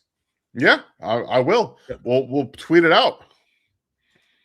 I just didn't have any kind of cost going up in a trade. So, yeah, it is what it is. Jacob said, I'm happy Love went so early. I was going to be a little mad if he was available at 9 because you would be tempted or you were worried they were going to be tempted. That's what I want to know, Jacob. Thank you, buddy. Thank you, Sticks. Next year, draft pick 32. Who we taking? You got an early prediction, Dan, as the Jets are on the clock or making the announcement? Next year? No. There he goes. Kenyon Sadiq is now a Jet. I'm sorry, Kenyon. You're going to be okay. Maybe. Man, I feel bad for the Jets players. I mean, Kenyon Sadiq's a great player. That's tough.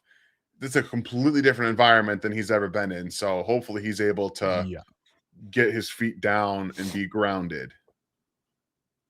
It is culture shock. Yeah. Coach is happy though, and he's there with him watching him get drafted. So that's nice to see. Yeah, it's going to be eye-opening to land in the Big Apple. A guy that does need, I think, some development, does need some help, and hopefully there's going to be coaching there. Just showing off the new ink, or what are you doing here? Sorry, no. There is a gnat on my light, and it's pissing me off. Gotcha. Can't get it. Okay. I thought you just had color added or something. No, I didn't. Thank you, Tim. Well, we appreciate you. Thank you, Tim. Keeping this thing rolling for you. Appreciate you, pal. Mr. Mallard, due to having picked 40, would you consider trading 29 into the late 40s or 50s to potentially pick up 2 top 100s? Absolutely. If the guy that they don't need, if the guys that they want are not there and they don't need to take 29, trade back out of it. Let somebody come up for a quarterback or something silly and get that top 100 back. 2, even better. Yeah. I think that's no, you're fine. I think that's definitely within the realm of possibilities because they do have pick 40. You have to be able to kind of see now as the board's falling wherever it goes. You know, you have Ruben Bain go there. Maybe the defensive ends are just going to stick on the board for a little bit. I'm not entirely sure. So that's how we have to kind of play it out now. And clearly, again, the Chiefs probably thought this was likely going to happen in some way, shape, or form. Like that Bain was going to fall and knock the edges down a little bit, tackles. I don't know. Again, we can't predict something that hasn't happened or didn't happen, but it's interesting to consider moving down to try to acquire some more capital, especially when you maybe want more bites at the apple. Yeah. And, maybe it's not like they were in 22. Maybe they don't feel that this draft is worth taking 2 picks in the first round. They'd rather go back down. I honestly cannot tell you at this point, but I wouldn't be surprised because of the fact they were willing to give up 74. Maybe that's part of the plan as well. Appreciate you, Mr. Mallard. I'm going to try to catch us up here on some of these super chats. William, thank you very much for the back-to-back that you have right here. That's such a bad pick for the Rams. We'll see when it's all said and done. I know it's high for sure, especially when you only have one first-round pick after trading away one to get Trent McDuffie. They must feel very, very good about the rest of the roster, which, I mean, it's in pretty good condition, not going to lie.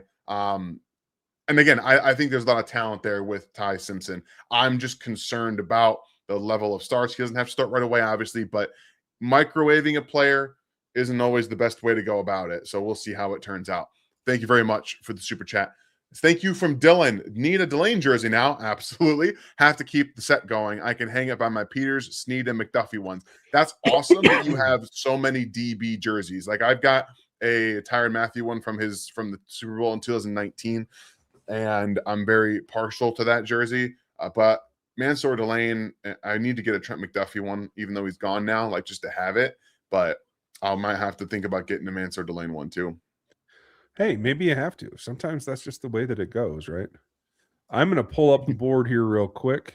And Dan, we don't have to just go off of mine. We can use yours, or we can use yours tomorrow, whatever. Yeah, we'll work, man. Oh, let me add that back, and we'll get over here. Thank you, Jacob. So here's what it looks like. 2 guys that the Chiefs passed on are now in red, and there's only been 2 big reaches on my board in Proctor and Simpson, and we are officially halfway through the first round. So that's not too terrible, but given that I only had 19 first-round grades anyway, that's going to happen. There's going to be 14 or 13. Exactly. Anyway. So we're doing okay. I think that means that other than a couple of things here or there and the trade value, that we see this class pretty much the way the league sees it at this point. So I'm feeling pretty comfortable with what we think is going to be where. Yeah. And I will say this, if the Chiefs want to move back, they could move back from 29 or from 40. And if it's not edge, if they're not as enamored, it might be offensive tackle. Because as I'm looking at it now, if it doesn't start to pick up speed here, Ian Odger might be there. And I think he's probably the next guy that they like. If they're going to actually do the O-line, if that wasn't total smoke from Brett Veach. I personally believe it was in just complete smoke. Just complete smoke. I really do. I also think that the tackle run is coming. I think it's about to happen here pretty soon. The Lions might start it, to be very honest with you. They need a tackle. I know they might draft defensive end as well, but they need a tackle with Taylor Decker retiring. They desperately need one. So I think it might happen here. Jacob, did the GMs get together and smoke or something? I'm glad we're not the only one making dumb mistakes. I think it tells you what the league values is a little bit more homogenous across it than they like to admit. But I think it also tells you that number one thing that they don't like is the media. Yeah. So they're not going to tell you anything. No. I'm to the point now where next year I'm just going to be like, if Brett Veach said it, then it's not going to happen, period. Yeah, I think that's fair. They played the game very well, guys. They really do. Last year was the only time that I really felt that they picked the player that I thought they would pick. I just thought it was higher. I thought it would have been higher than it was, and it ends up being at 32. There are worse things. Okay, looks like we have the Rams pick. I'm sorry, the Lions pick coming in here shortly. Looks like he's going to take his time, though. Can we trade Veach for more picks? Just joking. Not really. Yeah, somebody will. Here is the selection for the Detroit Lions.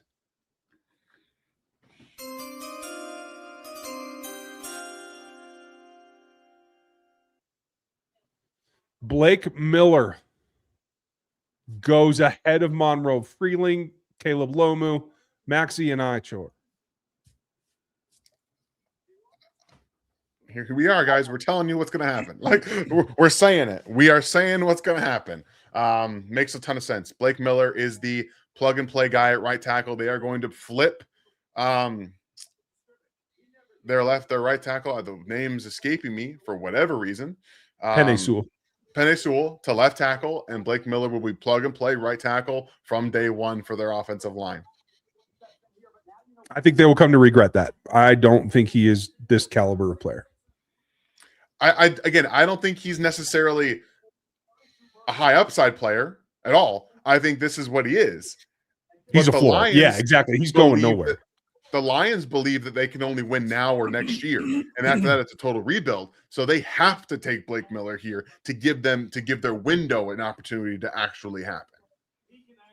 That's fair. Yeah, that makes sense when you put it in terms of a desperation move like that, because you're right. He will walk in and be the floor player that he is. I don't think he's got any upside, but good for him. Good for them. Maybe they can run the ball a little better. Yeah. Inkstained, I forgive them, but they would have to buy me dinner first. You know, sometimes you just got to get a little something out of it, right? Absolutely. I mean, we can figure that out. We'll see what happens at 29, guys. I understand trade up is not fun all the time, but it's especially when it's not for a player you expect. But just let it sit. Let it sit with you a little bit and let the player happen, and then see who actually gets picked at 74 and then reevaluate. Looks like the Vikings pick is in. Thank you for not giving it away in the chat, everybody. Unless you did, in which case, curse you. And here goes Caleb Banks, another drastic. Wow. That opinion. is, oh my, that is a bad pick from the Minnesota Vikings. That's a real bad pick. Yeah, that's I think they're going to regret that too. That I don't like the player. I don't like his attitude, and he's been injured. That is 3 strikes, you're out to me. The foot is not a good. He's hurt it multiple times. I get he's healthy now, but he's hurt the same foot multiple times. That is real sketchy. Yeah, that's rough, man. But hey, not our problem, is it? Nope. No, it's not. See, and now this ESPN announcer, Booger needs to get off the air. Yep. Just called him the next Chris Jones. No, Yep. dude. No. That makes me want to throw up in my mouth. Okay. I heard Washington was about to take a CB. Okay, that helps. If that's the case and they're just trying to get ahead of Washington, maybe they had to do it. What I will say is that when I was on with Tony Pauline, he believed Mansoor Delane was going at 7 or 8. Yeah. Okay. That it wasn't just the Chiefs making something crazy. There was belief that he was going to be drafted. So make of that what you will. And Hatch, I hate to tell you, this isn't true either. No. Falk has potential, absolutely. He's nowhere close to where Chris Jones was in college. He does not. And Falk produce will reduce inside. It should be where he plays. But yeah, the better 4-eye than he is an edge, and Chiefs don't play 4 eyes. So, like, I don't think they're going to draft him because I think he's a 4-eye. Yeah, in fact, I think he's one of the guys I moved last night. Yeah, I have him as listed as a DT. This is a good question from Beyond Blessed. Do you think the Giants trade Thibodeau now? Yeah, they have to. I mean, they have 4. They have now 3 guys with first round draft selections at defensive end, and Brian Burns, who was a former first round pick, if I'm not mistaken, as well. They have 4 former first round picks at defensive end on their roster. 1 is being traded. Somebody is. Yeah, I have to agree with that. And honestly, Brian Burns and Arvell Reese are more of a pair than Thibodeau is with either of them in terms of being able to flip and play games and attack the same way from both sides. Yeah. So I think so. Maybe I'm not going to do it. I'm not going to put that out there. We spit that out. Let's just spit that out real quick. We don't want that. Thank you, Beyond Blessed. We'll just keep moving.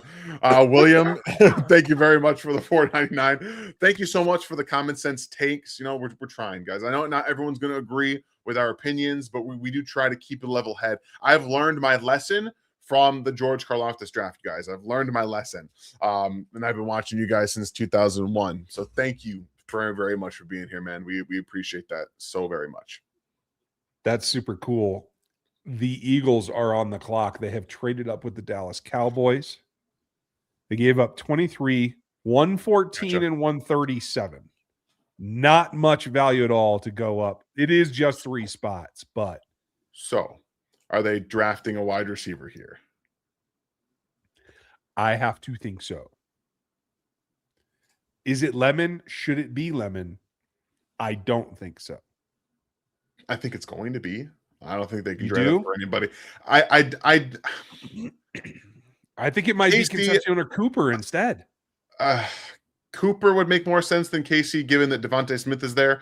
But I mean, we'll see. We'll see. DC, thank you very much for the 10. I think the league views the drafts as weak, very much so. And a guard going in 14 shows that 6 or 7 prospects weaker at the top than normal years. If you think that he's an elite player, I don't care where you draft a guard. I'll be very honest with you. You can take him in the top 10 for all I care if you think he's an elite player. And I think he's going to be an elite player. But I agree with the overall sentiment. He graded out lower than at least one guard in each of the last 2 classes for me. So, I don't know. Every guard is different, though. That's the problem. Some of them are just too good to pass up, to tell you the truth. But, DC, good point. Appreciate you. Perry, if we go OT at 29, then last free agency was a disaster with Moore and Fulton. Those 2 will be roughly $25 million against the cap. And don't start. That's a fair observation. And I will say this. Moore's been a career swing. Him not ascending to a starting role isn't a total surprise. And to be able to lock down a swing at $15 million is not a total disaster in terms of cost. Looks like Panthers are in. There goes Monroe Freeling to the Carolina Panthers. As Daniel said, O-line is starting to go. This is it. Like, this is the point, guys. This is what I was talking about earlier. The tackle run starting to happen with Blake Miller going, Monroe Freeling going. Caden Proctor's already off the board. There's going to be fewer tackles there. Max Iheanacho is still there. We'll see what happens with him. But Pittsburgh, with the Broderick Jones news, is an interesting spot for a tackle, but they need a wide receiver. On Broderick? He's had a setback in his recovery. He's not going to be ready to start the season, I don't think. So, and he's also just not been good. So there's that. All right, the Philadelphia pick is in. Oh, even better. I just like hitting the button. I just don't know who it is. Saying it's in. Sorry, it talked over you. I have another one for you in case you prefer this. Oh, I don't like the Netflix thing. Okay. Appreciate you, Perry. Chris, thank you so much for the 20. Everydayer and longtime fan. Thanks for the work. Thank you for being here and showing your support, regardless if it's super chat or just being here with a view or a like. Doesn't matter. You guys are the best, and you're the reason that we do this. Thank you so much. Appreciate you, Chris. Mark's got a super chat here for $1.99. Bane may have short arms, but his hands are huge. That's very true. They are huge hands. He might not be able to give me a high five. Here's the pick. It is Mekhi Lemon going to the Eagles. They traded up 3 spots to do it, and he looks very happy about it. He's like, and AJ Brown is going elsewhere. Out the dough. AJ Brown could be a Patriot or a Chief. He's not going to be a Chief. He'll be absolutely a Patriot. Granted, I'm not going to go there. We're going to leave that off the air. We're gonna leave that off the air. Thank you very much, Mark. I'm trying to make sure I keep myself monitored and save this stuff for the rant that will eventually There you come. Because I like it. there are some inappropriate things that we don't need to talk about on air. Dub Freak with another 49.99 euro super chat. Hey Ryan, Damn. would you consider releasing the draft guide in a physical form?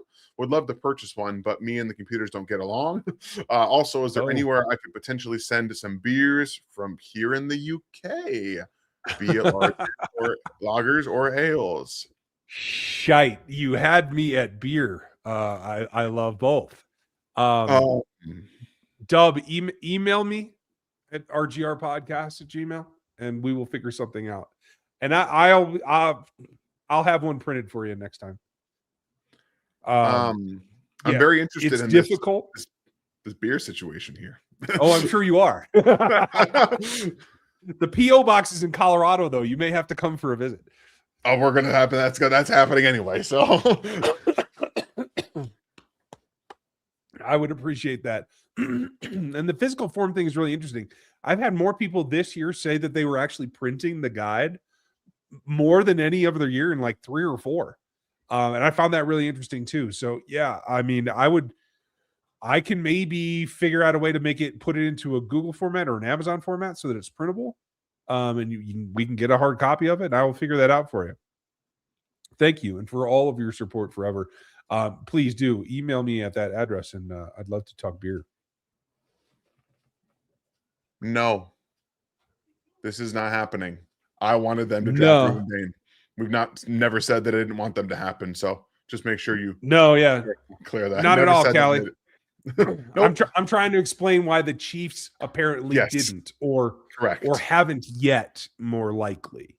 I still would have drafted Ruben Dane at 9. Still would have done it. Yeah, I agree. Unless Reese was there. I would have taken Reese over him, but yeah.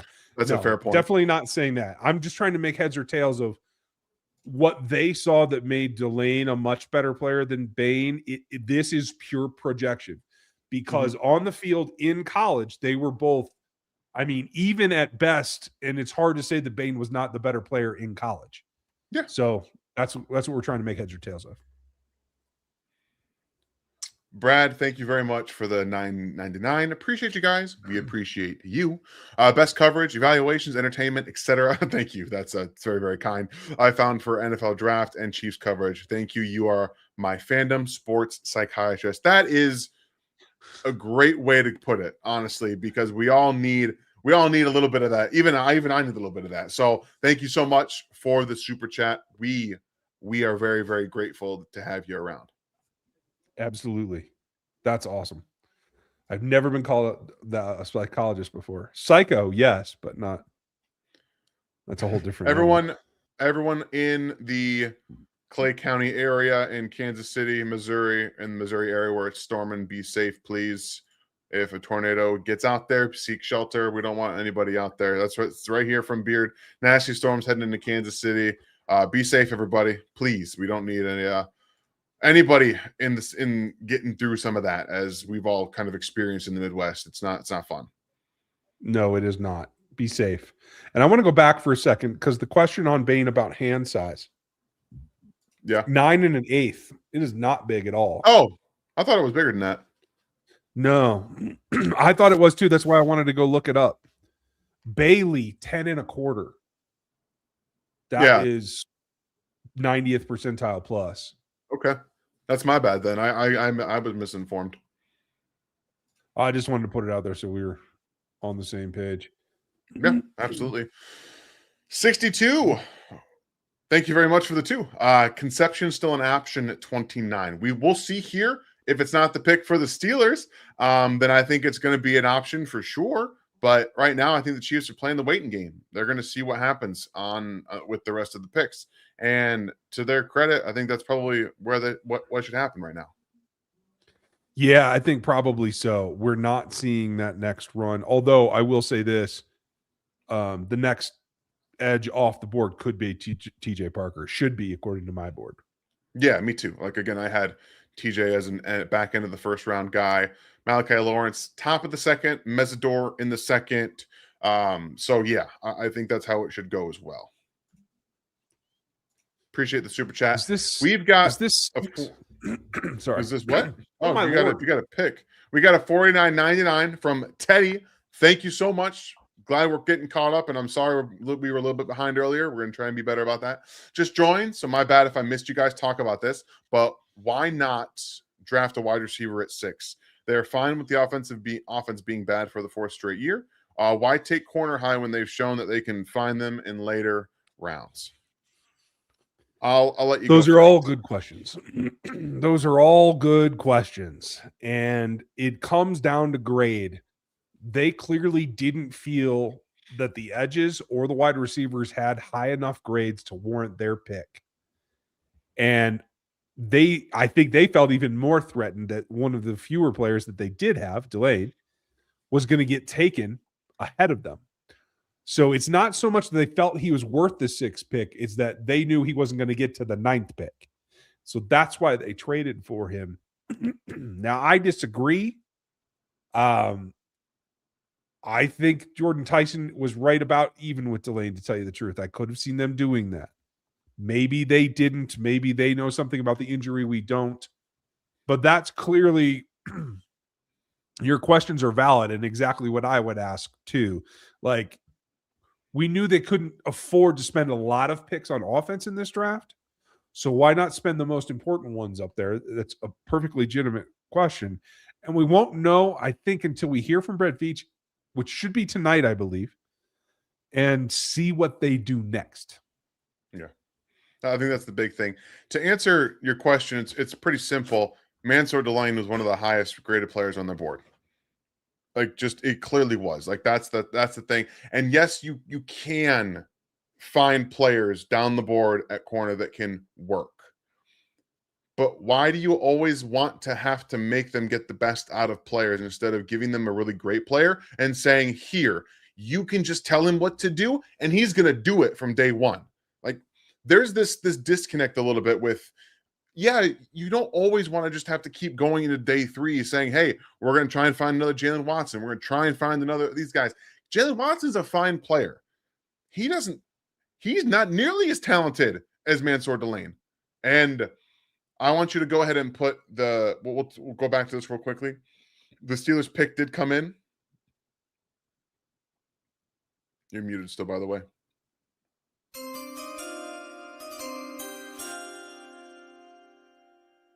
And that takes tackle off the board for the Chiefs in the 1st round, with Max Sinatcher going to the Steelers.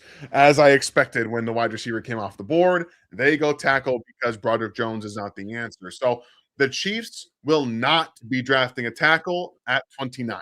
And this plays right into their hands, in my opinion. It's too bad because I like his fit in this offense. I think he's maybe the highest upside tackle in this group. And I was hoping he would be there. But but you're right. That seals it. There's no one left on the board that fits.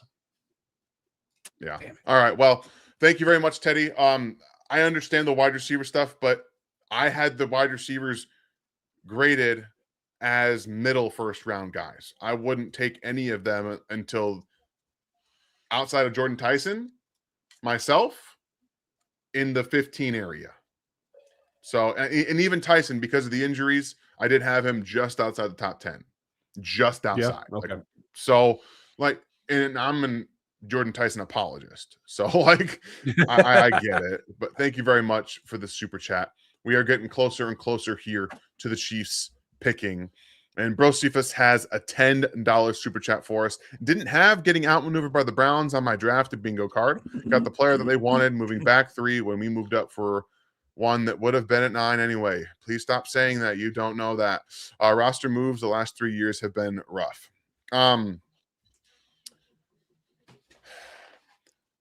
I will say the Browns did a great job maneuvering there, because the thing is, when you know a player is going to be there, you can trade back. When you know a player is not going to be there, you trade up. You see how that works? You see what I did there? So in the same sentence, you said that the Browns outmaneuvered the Chiefs, but when you know a player is going to be there at 9 or later, you can stay there. He wasn't going to be there. He wasn't going to be. They there. clearly didn't feel so. They felt the urgency that he would not have stayed until 9. And if you're that convicted about it, I gotta trust you. I know Brett Veach has made some moves at times that are questionable and have not worked out. Yeah, I agree. But mostly when he's under pressure, you know what I mean? Like when the Hardman pick, the Speaks pick, those are when there were no other answers. Yeah. And I don't feel like he's in that same position. So this feels more to me like it was deliberate. Like he was reacting to what he had to react to, knowing that someone else was coming up for this player that they really wanted. And maybe they knew that 29 was not going to see a tackle that they wanted, or maybe not even a receiver that they wanted at that pick. So maybe they knew it was the top 10 or nothing. Yeah. Also, I mean, there has not been another corner selected at all. So, like, we're talking about one of the top players in the draft that I think everyone else probably had at the top of their boards as well, much like I did. So, I sympathize. I understand not wanting to give up 74 in the process, but I think everybody, if you would collectively get everyone's opinion, that Mansoor Delane was one of the top players in the draft, and they drafted one of the top players in the draft. Yep. Could see this coming from a mile away. It's getting sticky, folks. Akeem Messidor goes off the board here to the Los Angeles Chargers. And now it's on. Now whether TJ Parker or Malachi Lawrence make it to the Chiefs or not is the big question. I have my fingers crossed. I like Messidor. I think he is more consistent. And I think he has more variability to his game than if you're just picking Bain to go hunt the passer. I don't want my edges dropping into zones, but the Chargers will. And so this does make sense to me. Exactly. And plus, they like to reduce their guys inside too. Like they do this with Tui Pelotu. He reduces inside. And this is going to be the eventual replacement to Khalil Mack. Hopefully that's what they're trying to do, is help Messidor get just a bit better from a run defense standpoint. I don't think he's a bad run defender. I just don't think he's as good as he could be. And they just want to have that elder statesman in the room as soon as they get rid of the first one. Yep. Makes sense. Minotaur, thank you, buddy. Tonight goes to show no matter how much research you do and how much film you watch, you never know what will happen on draft night. Yeah, absolutely. When you put 32 teams in their hierarchies against each other, there's just too many points of view. Thank you, buddy. Great avatar, Hannah. Today is also my Super Chiefs fans' birthday. Well done. Love, baby. Aw. Hope you enjoyed the CV as Fags got you. That's awesome. Nice. I love that. Mine was yesterday, so we have a couple of draft things going on. Mine was on Draftmas Eve. Oh, cheers and cheers. Thank you, Anna. Jacob, thank you. Would you take 29 and 40? Would you trade 40 for BTJ? Who are you taking at 29 and 40? And would you trade 40 for Ryan Thomas Jr.? Oh, good God. Sorry. I mean, I'm trying to take TJ Parker at 29. I don't know if he's going to be there. At 40, I'm trying to take probably Chris Johnson or D'Angelo Pons. Not anymore. Trade 40 for Brian Thomas. No.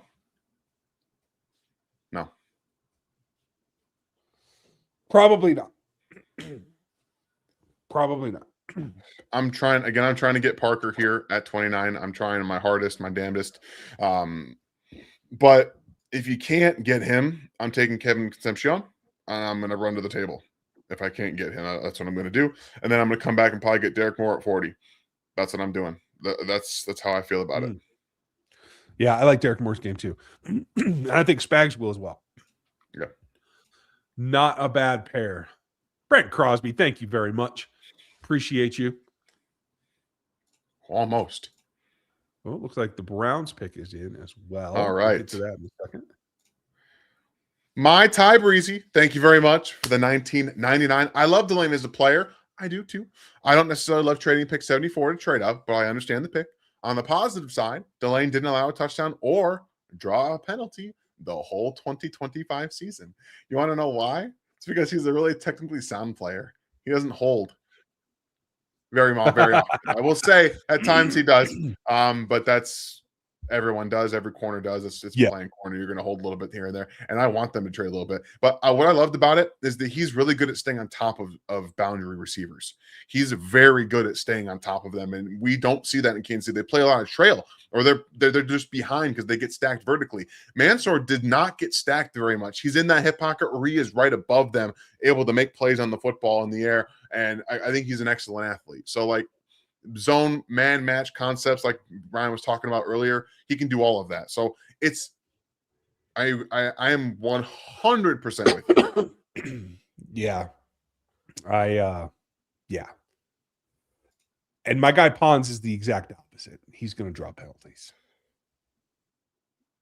Yeah. Yeah. So maybe Pons is off the table now. So maybe I need to refresh Pons my is definitely off the table now because they just drafted Mansoor Delane. Because I must have blocked it out. I was a little traumatized. I apologize. I'm getting back to normal. So yeah. So now I'm still looking edge Parker. Then at 40, I'm probably coming back. I don't know. Concepcion, I appreciate.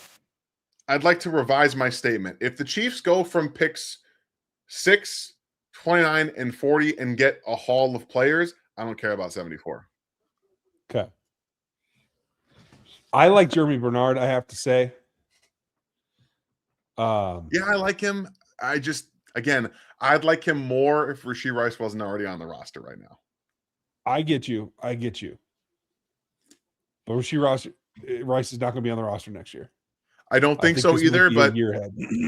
but Royals is should be there to take over that spot. Why did you draft Jalen Royals if you're going to do someone? I don't get that. I don't get that. I don't either, but I want to be prepared either way. Cowboys pick is in.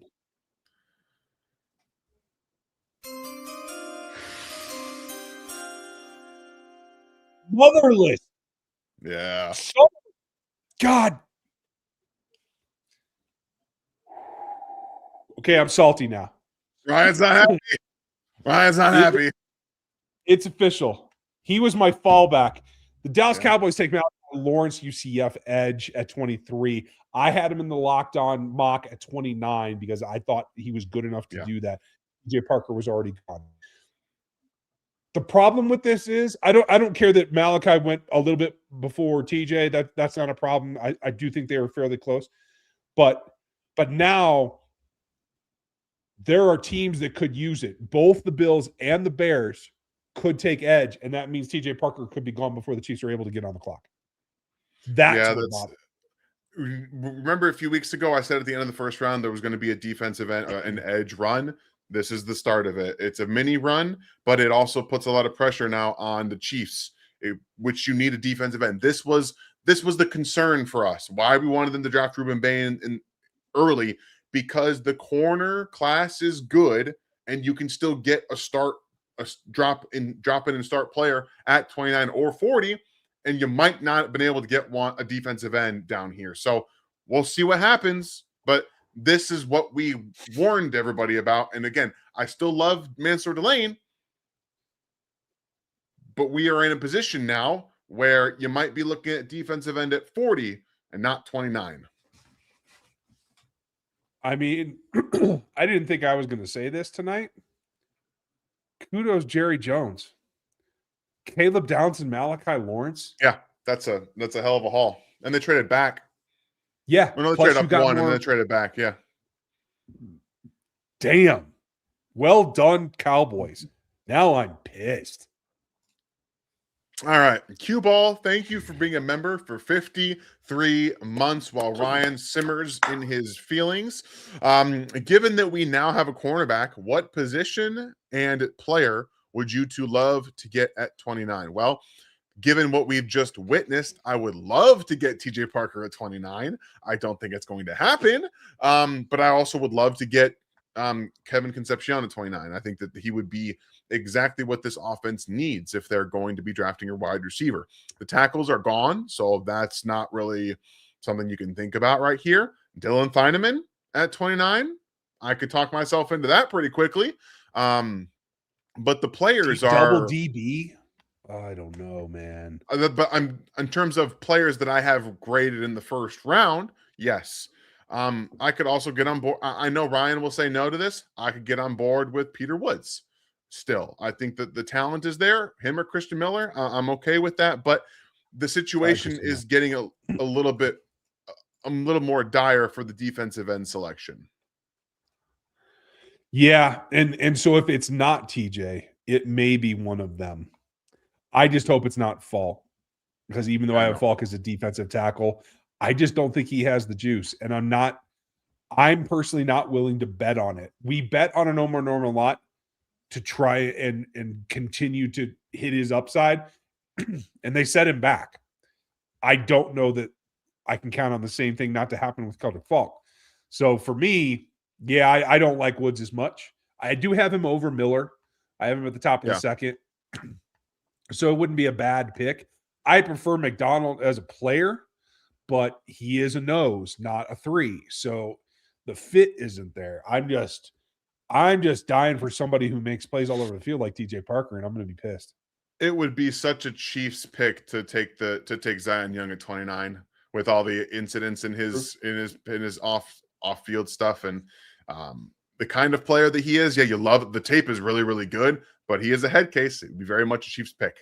Thank you very much for being a member for 53 months, Cue Ball. Cheers to you, pal. Oh, Captain. Is it possible they came up for Reese? After you. No, you're fine. You're reading it. Go ahead. No, go ahead. I should be saving my voice. I'm an idiot. Yeah. Is it possible they came up for Reese and when he went, they just took the highest player on their board? No. They knew who was being picked before they traded up. You don't trade up if you don't know the player being picked before the pick you're about to take. They all know what's happening before we do. That's why you have insiders reporting what's happening. When I was on talking about with Tony Pauline, he had the pick before it was announced anywhere. So the GMs all have the information on who's getting selected so they can trade up. That's how that works. Yeah. Deals are not just for blind picks. Brent. Okay. Go for it. The Browns are in. Looks like the Browns are in. Oh, okay. We'll come right back to you, Brent.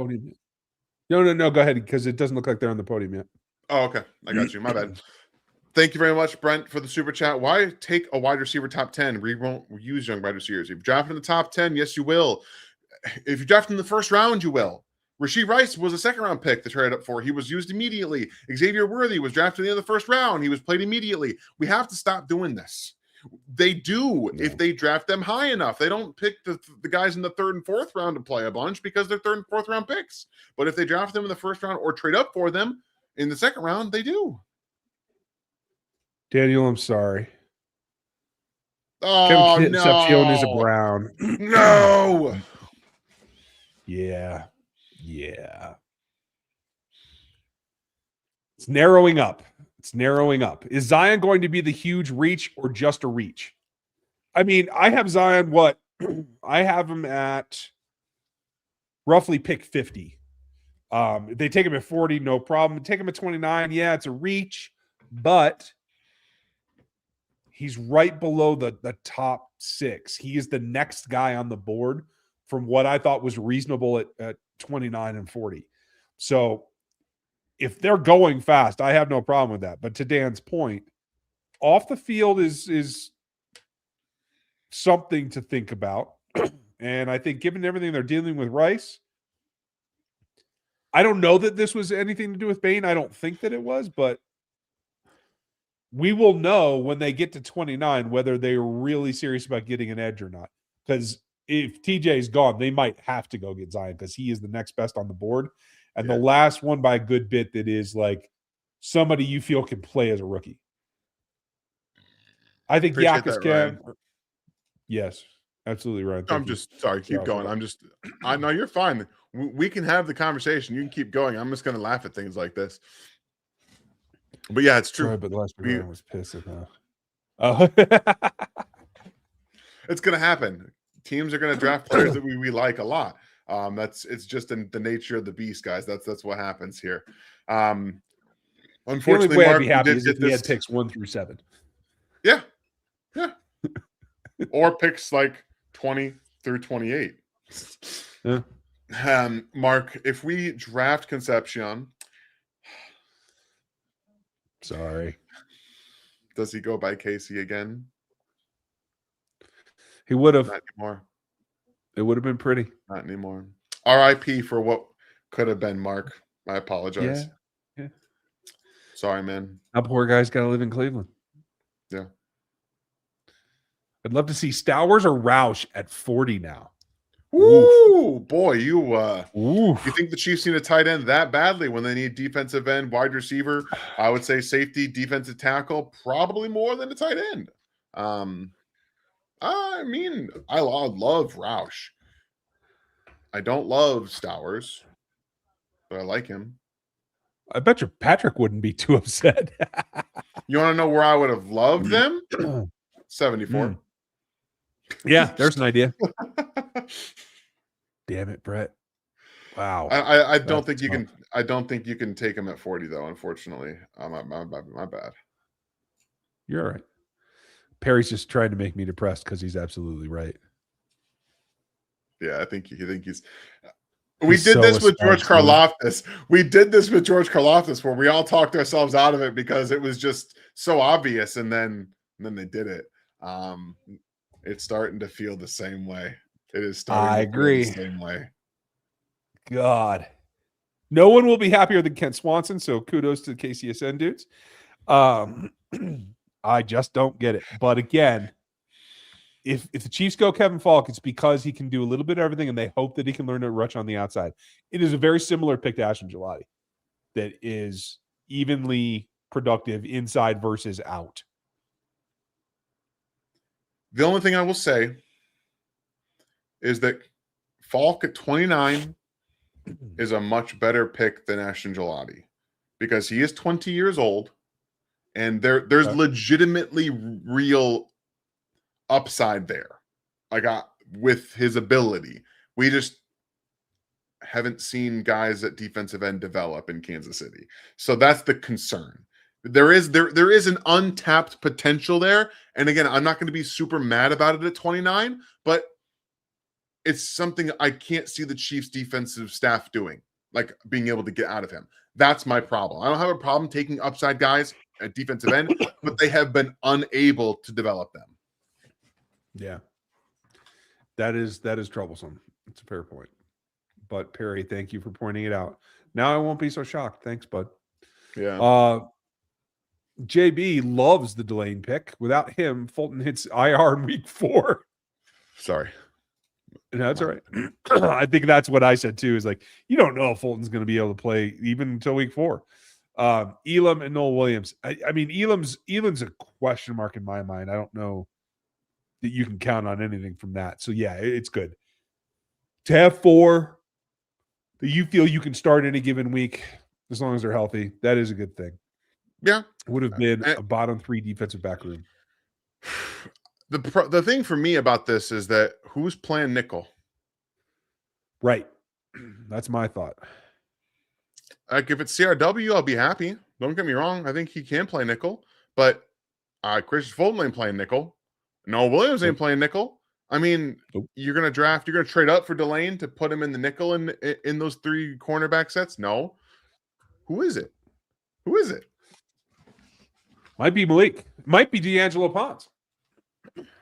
If they take 2 corners in the first 3 picks, 3 picks, I'll lose my mind because I even though I love corners, I'll lose my mind.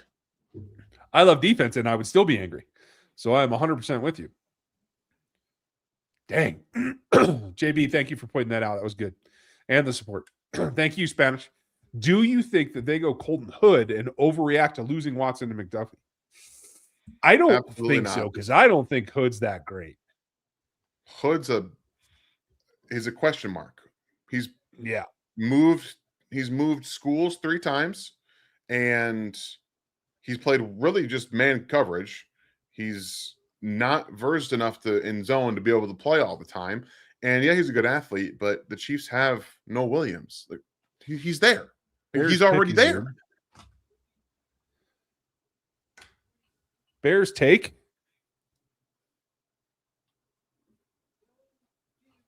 Dylan Thieneman. This is a good pick for I got this one right. For the Bears. We had him taking Dylan Thieneman and the BR staff, so there we go. We got one right. Makes a lot of sense. Is Brisker still out in free agency? No, he's with the Steelers. Okay. But yeah, when Brisker departed, like you knew they needed something. That's a good pickup, Ryan Poles. Good for you. Yeah, that's a good pick. I love that pick. And also the Texans traded up with the Bills because we all know the Bills wanted to trade back. So the Texans are now on the clock.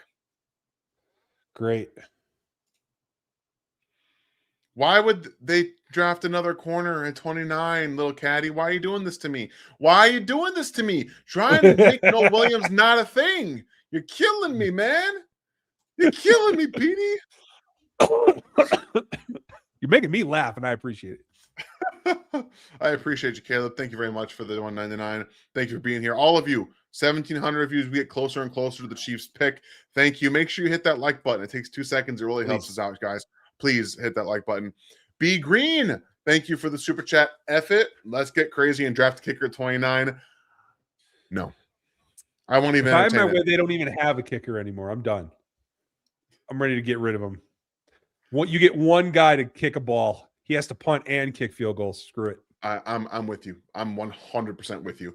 Also, why do we have 2 super chats talking about McCoy being a double down option at 29? Why is that an option here? Why are multiple thinking about this, you guys? I'm sorry. I can't do this. I love Jermod McCoy, but we can't do this. We can't do it.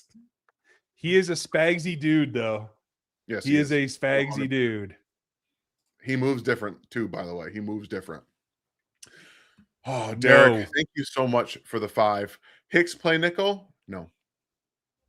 Nope. No. Nope.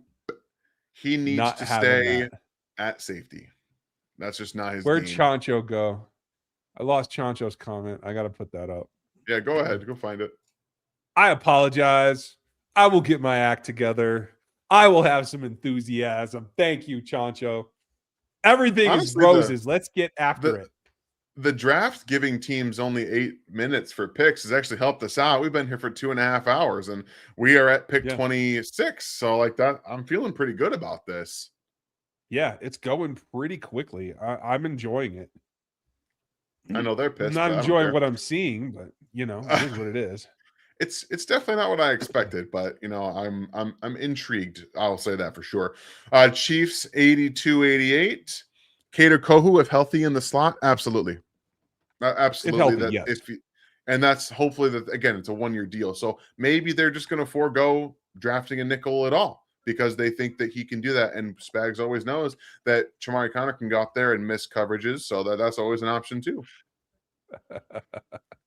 I think if they surpass any other corners, it is because they think that Kohu is healthy enough to compete there. Yeah, I'm with you there. Appreciate the support.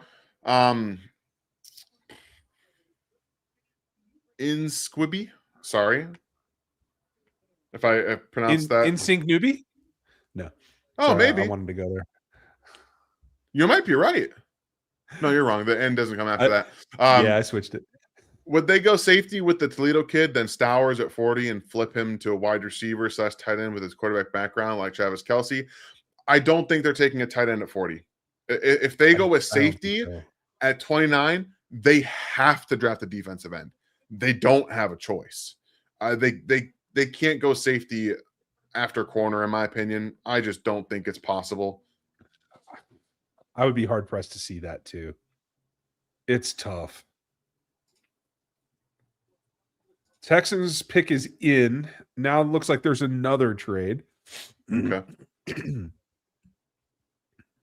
Okay. At I don't least, know. at least you understand, Bozzy, that you would throw up if they took him there too. Okay, we're on the same page. I don't know if I'd throw up, but I'd be like, "Are you trading Noah Williams? Like, what are we doing?" All right. All right. How are the Texans going to screw me this time? Here we go.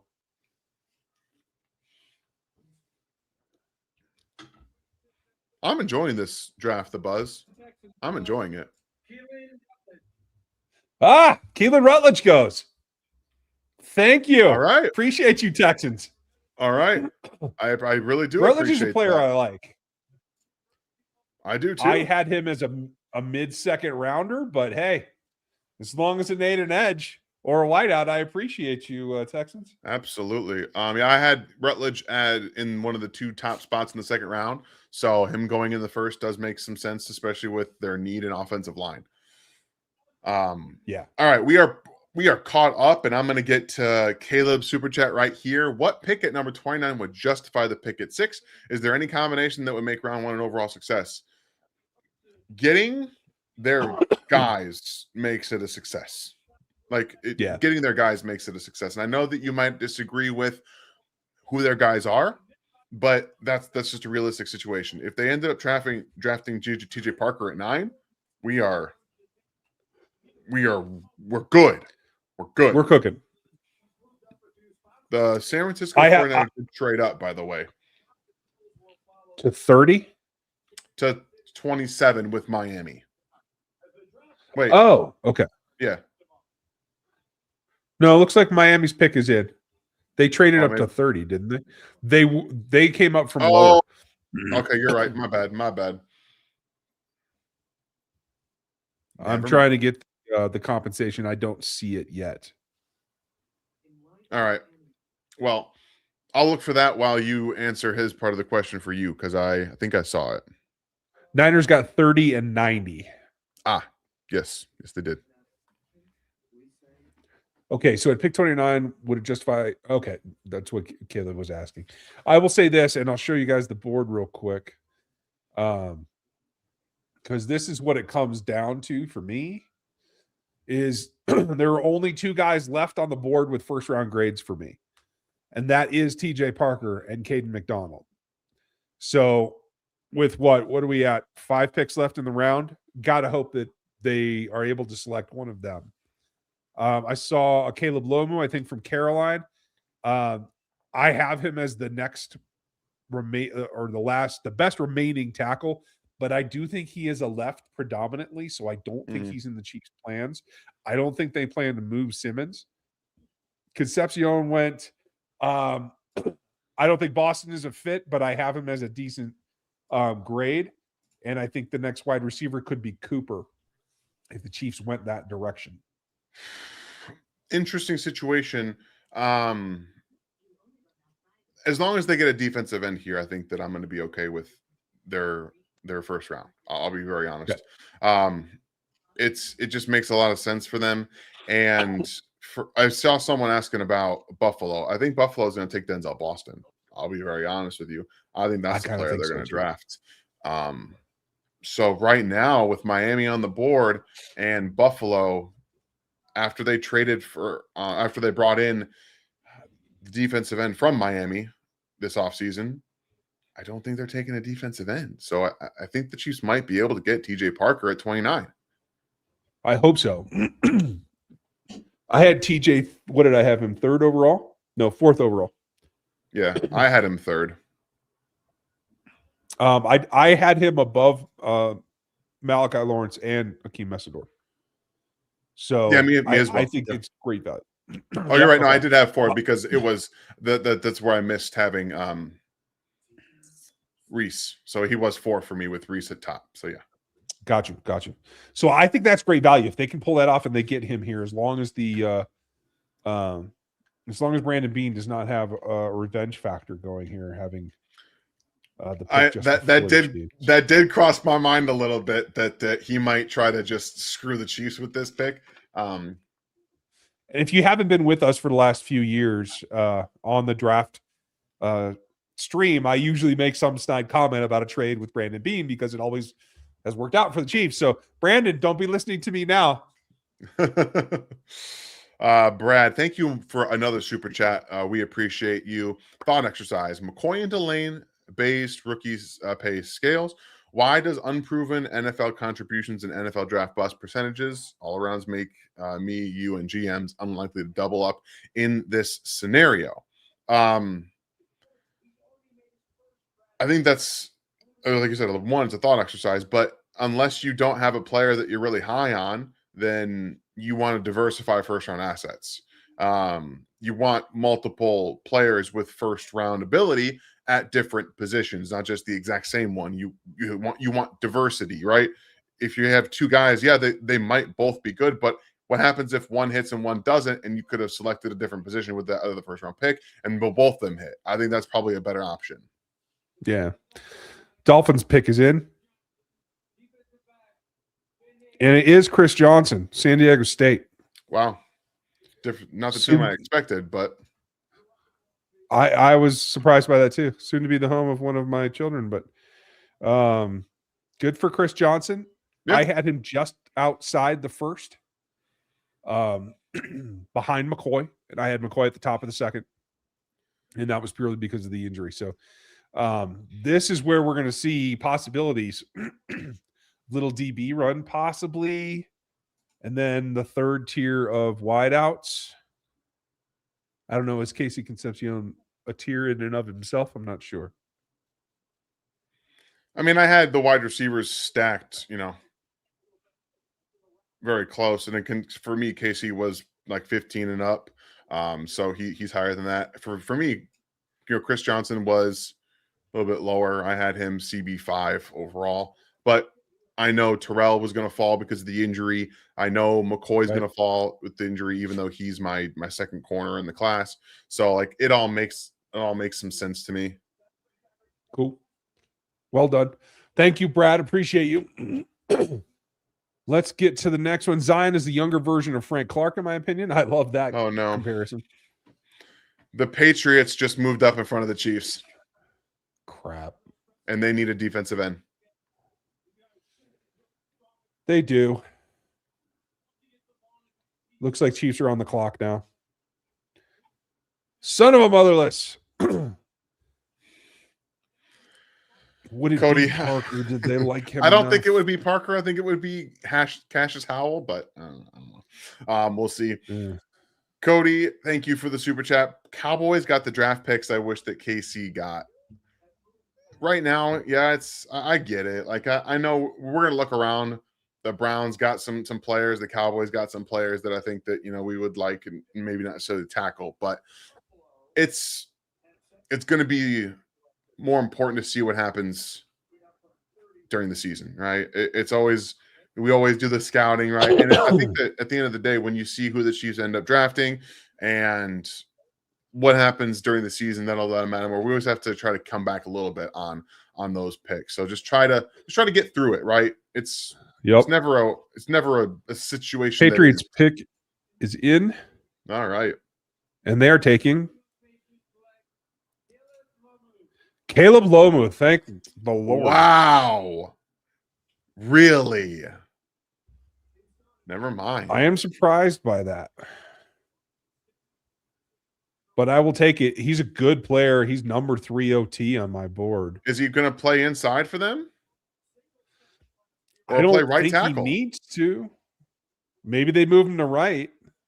I don't think he needs to go inside by any way, shape, or form. He could survive at tackle. Maybe they're going to flip old Caleb. I don't think so. I don't think he's going to be better at right tackle than he is at left. That's probably true. What's their guy with the arms? I totally spaced his name. Will Campbell. Will. Maybe they'll put Will over at right. That's what I mean. That's what I meant. I don't think they're going to move him to right. I think they would move Caleb because he's 6'6", 313, and he's got the arms to do it. So I think it would be to right for next year, but I don't know, man. That's interesting. Well, the time has come, guys. The Chiefs are on the board, and according to the ticker up top, the pick is in. So that was quick. Yes, it was. That was quick. Christian, want to say thank you for this one before we get distracted with the pick. I'm going to run through these. Appreciate you. Little Caddy, appreciate you. I like nothing more than Veach, but doubling up in a position of need. You also need to run all three every play. Yeah, and that's the thing is like you gotta have enough depth there. But they brought in Kohu, they brought in Elam, they have Christian Fulton. Like He's think also you're getting never to the point done it. where Never done it back to back like this in the first round ever. Never done it back to back. That's fair. Dub's back in as well. Looks like they're going to commercial break on my end, so we might have a second here. Dub, could DT be the pick at 29? It absolutely could. Yeah. And kick KJ to edge. I don't think you put Chris Jones at edge consistently, but obviously he does it some. Maybe it gets him more of a percentage. Or any wide receiver at 29 could be. Dan, I knew that. That's my bad. I knew Brexit that. is sensitive things, bro. You got to go pounds. I did know that. Us Brits aren't French. Fair point. Thank you very much, my friend. Appreciate you and well handled, Dub. It could be wide receiver. It definitely could. Yes, I think it's going to be wide receiver or edge, but yeah. Day, love the draft. You just never know what will happen until it does. Delane can come in and be a force, missing 74, but trusting Veach. Good for you. That's a good attitude to have. I don't think we're going to see a trade out here, but we could see a trade out of 40 or trade down to pick something else up. I think that's perfectly reasonable. I hope right now my personal selection here is TJ Parker. If I am on the board for the Chiefs, I am telling Brett Veach that. We'll just have to find out what he does because who knows? If the Chiefs leave the first round with Mansoor, Delane, and TJ Parker, even without pick 74, I'm very happy. I am very happy. Yeah. Because at that point, if the only thing that I would have preferred would have been an edge rusher and probably a tackle, unless you could have gotten Tyson. So I think that's still pretty good when you even it out. Dan, Halsey to pair with Delane. Need at safety. Not here. And no, definitely not here. It's tough for me to get there with safety now that they don't have 74. Like I just feel like the needs are elsewhere. And 74 is right about the range where I had Halsey. So did you have him a lot higher than that?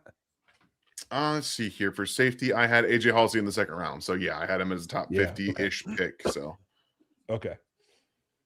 It's going to be interesting. Now, how could they screw us? Let's go over this. They could go guard. I worried that maybe they like Peter Woods more than I do. It's a very, very true statement. In which case we need a time machine to go back to 2024 when he was good. Other than that, I think we've talked about a lot of the guys that, they don't love Stooks enough to do it here, do they? No, they can't. No, they can't. I don't think so either. But I know they love that multiple thing. I don't know. I think it's still a little high for Christian Miller too. Still the best guy on the board for me is TJ Parker, followed by Caden McDonald. I'm a little scared. I'll be honest with you guys. I'm scared right now. Are you queasy? I'm a little queasy. Scared. I am because they've done things that we didn't think they were going to, and I'm starting to get a little scared that they're going to do the same thing here. Did OT Smoke just pay off at the Patriots trade up? Appreciate you both. Like, subscribe, super chat, RGR, locked on, etc. Appreciate you, Brad. Maybe it did. Maybe that just forced the Patriots into a trade up. I love that. That would be awesome. To get them on the hook, they're having not the greatest offseason either. So we will see. But yeah, that's a good point, Brad. I'm glad you mentioned that. Caleb, if we walk away from this draft without a promising wide receiver, are we good? Putting faith in Rice. I don't think we're good, but putting faith in Rice is what they would be doing, and you have to count on him and his self-preservation instinct because he's earning his next team. Here is Roger coming to the podium. The 29th pick in the 2026 NFL Draft, the Kansas City Chiefs select Peter Woods. I done warned you. The Chiefs go DT with Peter Woods. underperforming 2025 on a Clemson defense that they just chose not to choose the better player on. I'm disappointed with this pick. I think it's short-sighted. I think it's banking on getting a guy back to where he was over a year ago when he didn't put out a whole lot of effort last season. Are they trading Chris Jones? No, they need somebody to put with him. They have three techs now. They have 3 of them. They have 3. They don't think Omar's a 3 tech. I think that's what this is telling you. I don't unless they're going to have Peter Woods drop 15 pounds and play defensive end. This pick doesn't make any sense to me. I am disappointed.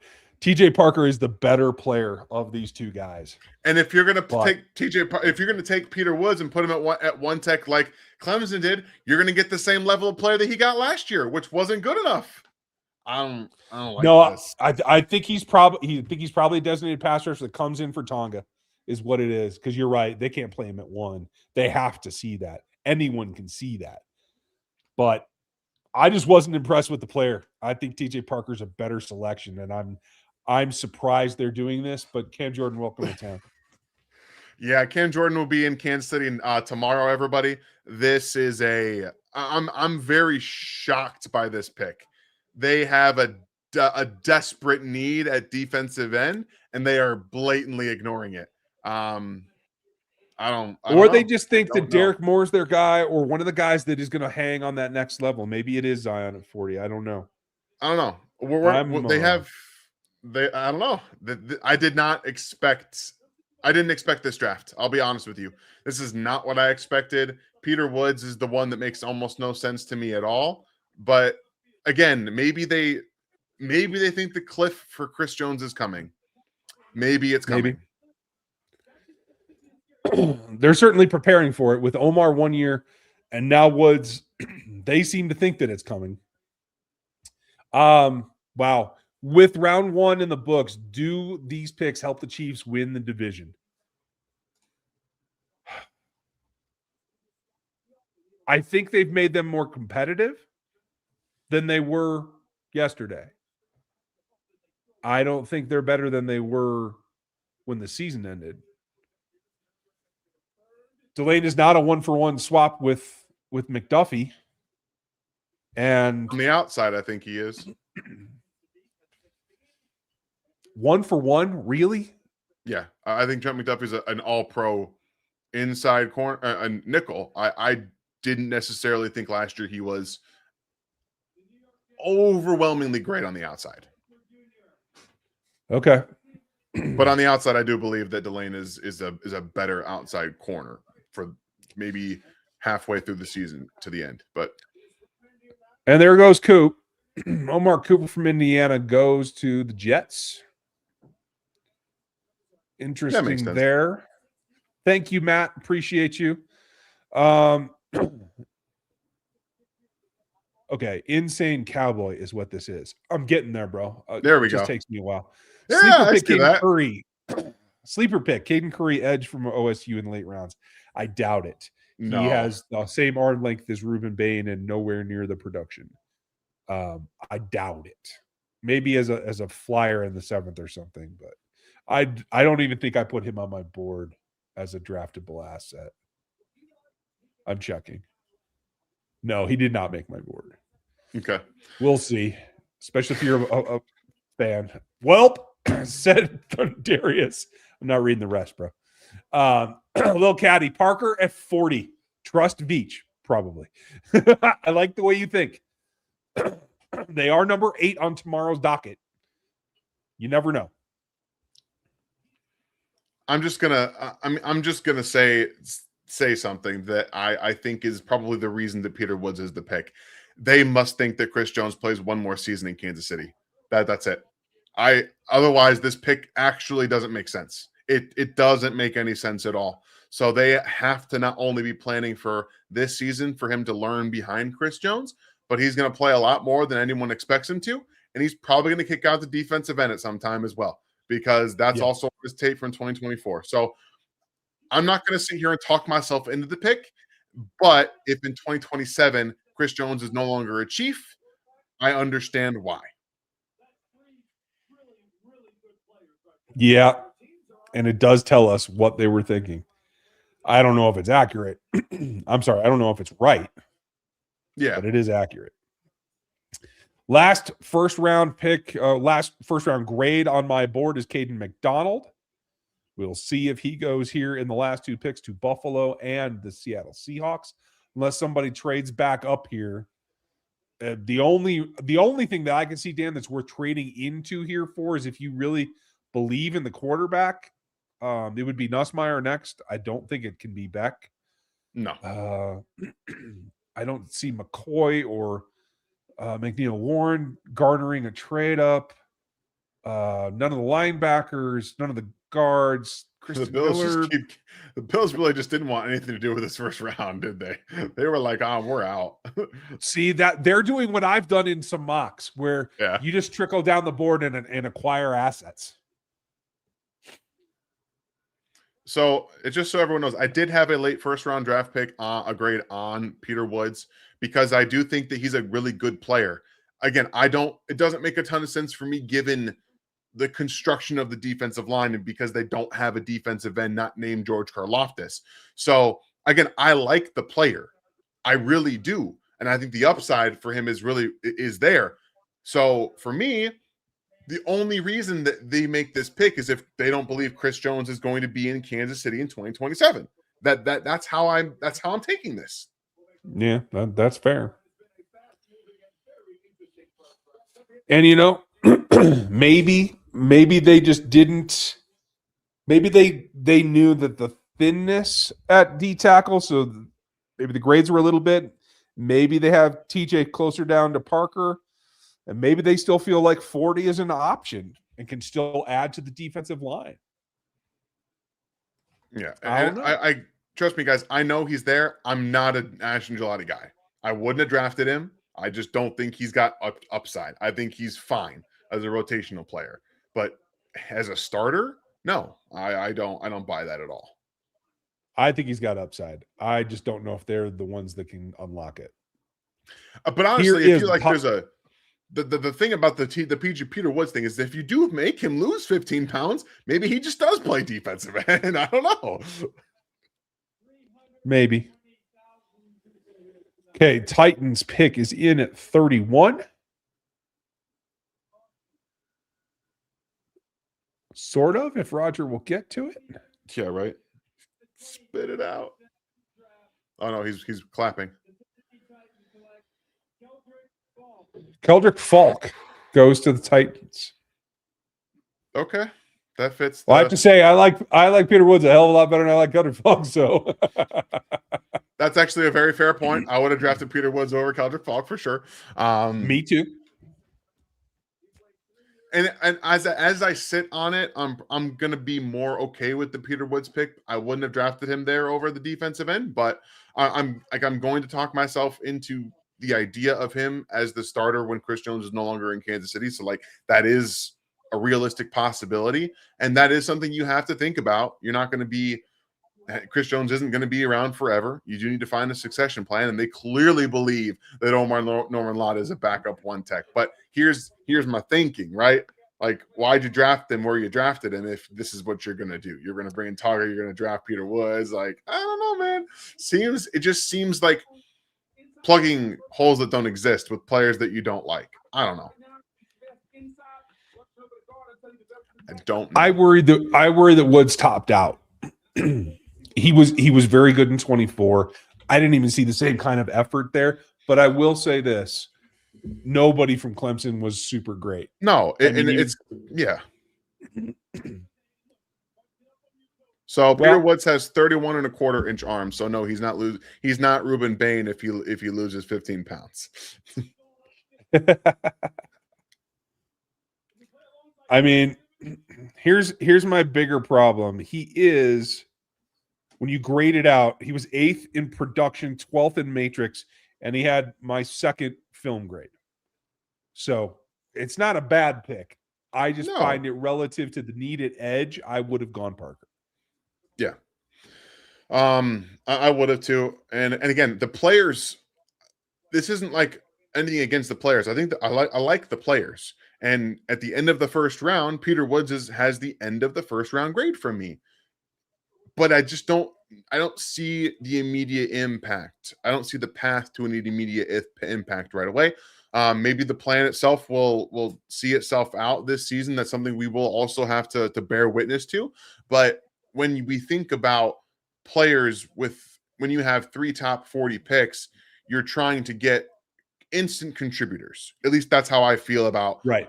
Especially in a draft like this. You're trying to get instant players that are going to come in and be starters and give you contributions week after week after week.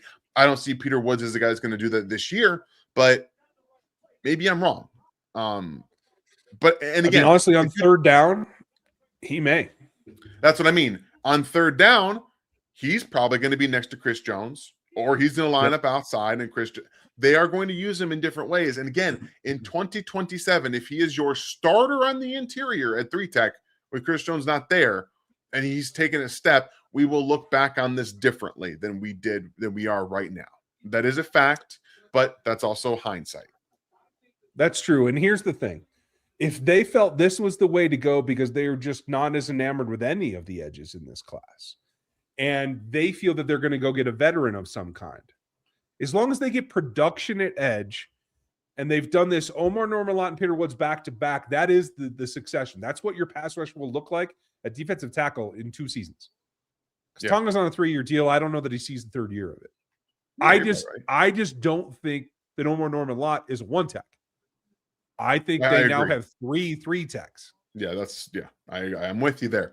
But this is definitely a unique way that they went with the draft. It's not what I expected. They did get good players. Let's be very honest about that. They drafted good players. They did. It's just not how I would have gone about it myself.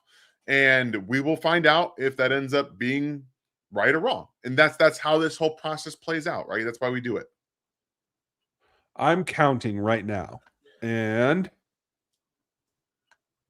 Peter Woods is in the top 22 players on my board. Yeah. And they got him at 29. Yep. So while I didn't have him graded as a first-round grade, not everybody's first-round grade. So in terms of getting what they could get, I think they did fine. They have to have a different plan at edge, because I think passing on TJ is something I'm shocked by, to tell you the truth. I mean, if he drops out of the first round, maybe they're going to go get him in the second. I don't know. Maybe. But yes, I think this is a good point. All you can ask for is that they draft good players. And they drafted 2 players that I had first round grades on, and top 22 from Ryan. So while we might not understand the path for 2026, and the immediate reaction was more underwhelming and kind of surprising, they did end up drafting good players. That's a good point. And thank you, Santos. Punisher, appreciate you. It was something, that's for sure. And thanks for being with us for 7 months. Keep that up. Day, nice to see you. I knew we were going for a player from the same team, just not Woods. We needed Parker. Yeah, I mean, I can't disagree with you there, but he's still available unless the Seahawks go and screw it up. We'll see what this happens. The pick is in. Oh, looks like they're going to recognize. Hold on. Nihilist can't always get what you want. Sometimes you get what you need. Keep the optimism. Exactly. And we won't even know. The draft grades won't be really real for a year or 2. Yeah. I don't always agree that it has to be 3 years, but we won't even have a picture of what this class is until the draft's over. So let's see what else they get done. And if they have another plan. Appreciate you for your support. Thank you, Black and Gold. Where does Woods' selection at 29 leave ONL? Recovering from a knee first, and as a guy that's fighting for backup time. I worry that they asked him to stay heavy and that he's going to be the backup nose and not the backup 3-tech. I'm with you there. We're and that's the problem. But we'll see. We shall see. Or maybe they may try to run waves with Omar at 1 and Woods at 3. I don't know. Looks like the Seahawks is being announced now. If the kid will get to it. He's shouting in the mic like the Beastie Boys. The selection is... Come on. today, bro. Jadarian Price goes. They went in 32. the first round. Wow. Wow. Okay, the Ken Walker replacement is in Seattle, folks. That's interesting. Black Gold, it leaves Omar as a possible. I got to see what he comes into OTAs or camp at. We hopefully will see him in phase 2. Cross our fingers. Let's see how he is rehab-wise. We'll find out. 777, Gelati is a starter right now. Yuck. Sorry, Ryan. Fair enough. Everybody gets an opinion. Trade for Thibodeau. Do we have enough ammo left to trade up tomorrow for TJ or Zion Young? I don't know that they'll trade up anymore at this point. They might wait to see who's there at 40 for those two guys in particular. Yeah, I think they're going to have they to trade wait. up tomorrow? No, I don't think so. I would guess they trade down, if anything, maybe try to acquire another pick, because they don't pick from 40 to 109 or whatever it is. So there's a long time that they are going to be off the board, and it's interesting. It is. It is. You're absolutely right. The Chiefs drafted the only cornerback in the first round. Nope. Chris Johnson went too. Oh, shoot. You're right. I knew I missed crossing somebody off. I was trying to figure it out. Okay. I'm doing that now. So 1 of 2. Yeah. And clearly the injury to McCoy is something that the league is concerned about, because he was not the second corner, although I think he's almost – would you argue that he's number 1 talented? Yes, I think McCoy? He's the most talented corner in the class, but he's CB2 for me, yeah. Sorry, I misled you. That's why Dan's here, to keep me on the straight and narrow. Mark, it's been an interesting draft night. You guys do an awesome job with your coverage in the draft and the prep for it. I'm okay with the Mansoor pick, but Woods pick I'm not a fan of. I would rather have Parker. Well, let's see if they can pick him up tomorrow. Cross our fingers. Yeah. I don't know how I feel about maybe getting 2 players from a bad defense. That kind of bothers me, but Well, I don't think the defense is bad because of the players. I think the defense is bad because the coach is awful and he doesn't care about anything. And I don't like him at all. I think he is a terrible coach. So I don't think the players want to play for him as much as he doesn't want them to play for him. So I'm willing to give the benefit of the doubt to really, really, really talented players because the coach is awful. That's fair. That's absolutely fair. Okay, one more guess. McCoy at 40. Orange at 109, goal line every play, and the safety play won't matter. I like Orange. I do like him. Where do I have him? I'm just checking the board. In fact, we can all check it together because we could take another look. Because the Chiefs will be resetting their board tonight. Yep. And that may make me do that as well. So I have Kristen Miller as the next – oh, but my number 1, the only guy that I had a first round grade on that didn't get selected was Caden McDonald. Then Kirsten Miller, Lee Hunter, Halton Grayson, and then I have Dominique top of the 3rd. So easily could happen in that order. If they stay there, I mean, I can't see them taking another corner. I just got to say they got too many fish to fry. Yeah, I agree. Especially with, again, you still have Noel, and you bring in Cater Co, who you still have, Christian Fulton there. I don't think they're going to be drafting another corner until it's day 3, and even then they might not. I'm looking here. I'll reset the board tonight. The next man. So there's 2 tackles I have in the 3rd, and Caleb Turnin and Jude Bowery, that are more on the athletic zone type tackle side. Yeah. If they feel they need to get someone to compete with more, that could be where they go. After that, athleticism is there, but experience is not. I don't know that World can hold up in the NFL, but I think he had flashes a year, not last season, the year before, where he was decent. Pounds is an athlete. Cruz is an athlete. Shelton's solid. I like Trost from Mizzou. So there's still some options there. It's an interesting. We all know. It's just an interesting draft right now because they went with positions that I didn't think that they would be going with in the first two. But I think we do need to just kind of remember that players do develop at different rates, and we're going to see how they play in the first season. We can all come back to this if they don't pan out and say, yeah, we were right about it or not. It is what it is. And as much as we always try to predict what's going to happen, we don't know what the plan for anything is. And I think that the Chiefs played their everything extremely close to the chest this year. You heard everything was smoke. But yeah, you Everything was but smoke. corner in DT, right? Yeah, every single thing was smoked this year. So there's an interesting dynamic right now with defensive end. Obviously, what happens with Rashee Rice, but I think that their offseason to this point, they plugged some holes. They made some good free agent moves. They didn't overspend anywhere in my mind. So I mean, collectively, they're a better football team right now than I think that they were last year. Excuse me, but if Patrick Mahomes isn't ready to start the year, it's going to be an interesting situation. But I think that Peter Woods can be an extremely good player. I'm just concerned about the plan at defensive end. That's really what it is. Okay, that's fair. I'm concerned. Yeah, we're gonna have to see what the rest of the weekend brings in, and clearly, a free agent or a veteran type move is in the possibilities. Hanneman, this was one of the drafts of all time. What the? It was one of the drafts of all time. You're absolutely right, and I have no explanation for you, pal. But glad you're with us and glad you remember. Ruthless, good to see you.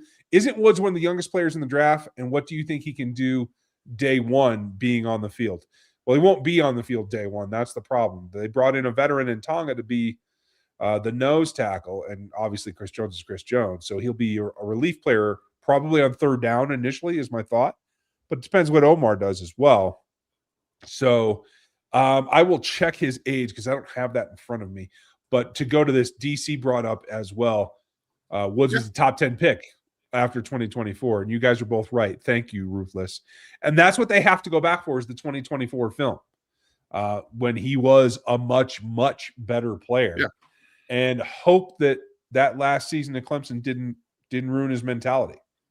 I think that's the big thing here is that you're going back to 2024. You're seeing that and you say, we just drafted a guy who was a top 10 talent in this class. And again, if you look at it through that lens, I understand it. Like I completely get it. And they, in their mind, you're looking at this. We got the best corner, a top 10 player who was going to go at 7 or 8. And then we got a top 10 talent player who on tape and after the 2024 season was one of those guys. So I'm not saying it's great process on the Peter Woods part because we don't know. I am willing to give the player a benefit of the doubt from what I've seen at Clemson over the past couple of seasons, specifically on the defensive side. So I do think that there's something to be said about that. But it's this to me, the more I've said it, the more I truly believe it. This is a play for 2027 as well as contributing this year. He's going to be the starter when Chris Jones is no longer on the team. It feels like that is almost a guarantee at this point with this pick. Otherwise, you almost wasted the pick. I'll say it. Like you pretty much wasted it if he's not like the starter going forward after this season. And it's tough to say that after a late first round pick. Yeah, that is tough, but time will tell. Ruthless, you are right. He just turned 21 last month. So he is on the younger. I don't know if he's one of the youngest, but he's well on the younger side. Thanks for bringing that up. Henneman had another one. Okay, glass half full. I love Delane. Not the process of trading up, but the players for next lockdown corner in the AFC West after Surtain. Yeah, that's what his potential is. So you're absolutely right. It's what you had to give up to get there, and that's more the minutia of this draft, not anything to do with the player or the grade or what he could be. It's a very good way to look at it. Thank you, Hanneman. And thank you, Shepard. In my opinion, Zion Young right now, we are looking for two dominants in the middle with Gelati and Karlaftis as cleanup edges. I want competition for Zion and Gelati. Is Zion not there? Trade back and recoup picks. I still like Parker better, but Zion's right behind him for me. Either of them at 40, I'll be happy with. If neither of them are there, I would agree. Unless you find a capable wide receiver or wide receiver, I would probably try to move back as well. Yeah, I'm hoping that that's the situation, but I do think that there's a chance that you're going to see one of these defensive ends there, and I'm not saying that they're going to be great players because they're all second round players. They all have the same amount of chance, in my opinion, to kind of break out as a potential ones for the Chiefs. But if they don't go defensive end with 40, there is It's a long drop. Yeah, FAU. What's up, man? What you doing? How you doing? Ooh. Whole lot of starting nothing. Defensive end. Okay, we're gonna cross that bridge when we have to. I'm not ready. Thank you, Shepard, and thank you, Beyond. Give next year's extra third for Thibodeau. I'd do it. Yeah, absolutely. I think they're going to get more than that probably, but I wouldn't have a problem with that. I wasn't huge on the player coming out, but he's stabilized, and I think he's decent. He's worth a third-round pick probably. Yeah, I would think so. I wouldn't have an issue with them trading a future third-round pick for Kayvon Thibodeau for this team. Absolutely not. Okay, cool. Then I think we're good. Folks, I'm going to be on Locked On Chiefs here in a bit. You'll have that drop for you as well. We will be back tomorrow. The same concept, same thing. Check out Prize Picks for us. Get suited up. Hit that thumbs up on your way out if you would. We would very much appreciate it. Daniel, another first round in the books. Well done, my friend. Yeah, this is year 6 or 7 for us. I think it's year 7 for us in the drafts space. So it's a good one. I know that everyone's not going to be super happy with the process, but remember, sleep on it. There's an entire year that has to be played out for these players too. We have to see what the plan is, what they're going to be used at, and don't be mad at the players. Like, just be mad at what. Just let it happen, okay?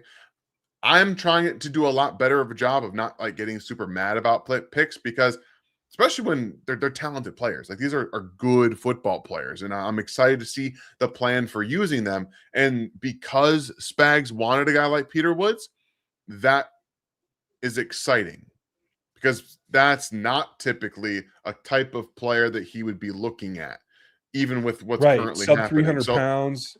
So there's a different mold of player here, which means that there are different avenues that they're looking to think about, and we'll see what the plan is for the rest of the draft. And at the end of the day, I want to see the full plan before I try to get too upset or frustrated. Again, I will say with a caveat, if Chris Jones is here in 2027 and they just keep running it back and Peter Woods is a rotational player, I'm not going to be in the best mindset. That happens. It is what it is. Speedy threw one in here. Thank you, Speedy. Parker reunite with Woods or Jeremy Bernard? Yes or yes. I'm good with both those. Yeah, right. You're not big on Jermaine Bernard though. I mean, I like Bernard. Well, let me see where I have him. Yeah, I'm interested to know. I've got Bernard. I have him in the 3rd round myself. Okay. Well, maybe we'll end up with a 3rd round pick. You never know. Yeah, maybe. I don't know how they're going to figure it out, but it'd behoove them to get a 3rd round pick this year, I think. Yeah, I think so. Thank you guys for being with us. Appreciate you. Even if you don't agree with us, it's fun to do this, and I hope you guys had a good time. Thank you. My face doesn't scream very often. Yeah. I'm disappointed who's not on the roster, not who's on the roster, if that makes any sense. They're guys that I really liked. That's the way to put it. I'm not mad that the Chiefs drafted the players, but I did think they were going to go a different way, and I'm upset that they're not in Kansas City. Which, again, nothing against the guys they drafted, just not where I was going, where my thought process was. Happy to have these guys though. Like I think they're good players. I think that's the way to really frame it. I hope so. I hope that puts it the best way. So, Brady, I'm not trying to keep anything from you. If I have a meltdown, it'll be in the memberships, but I don't think I'm gonna. Yeah, because they are solid players. So we'll see what tomorrow brings. You guys be here with us. Have a great one. We'll talk to you. Thanks for watching this video from the team at RGR Football. Click these videos to see more and subscribe to RGR Football.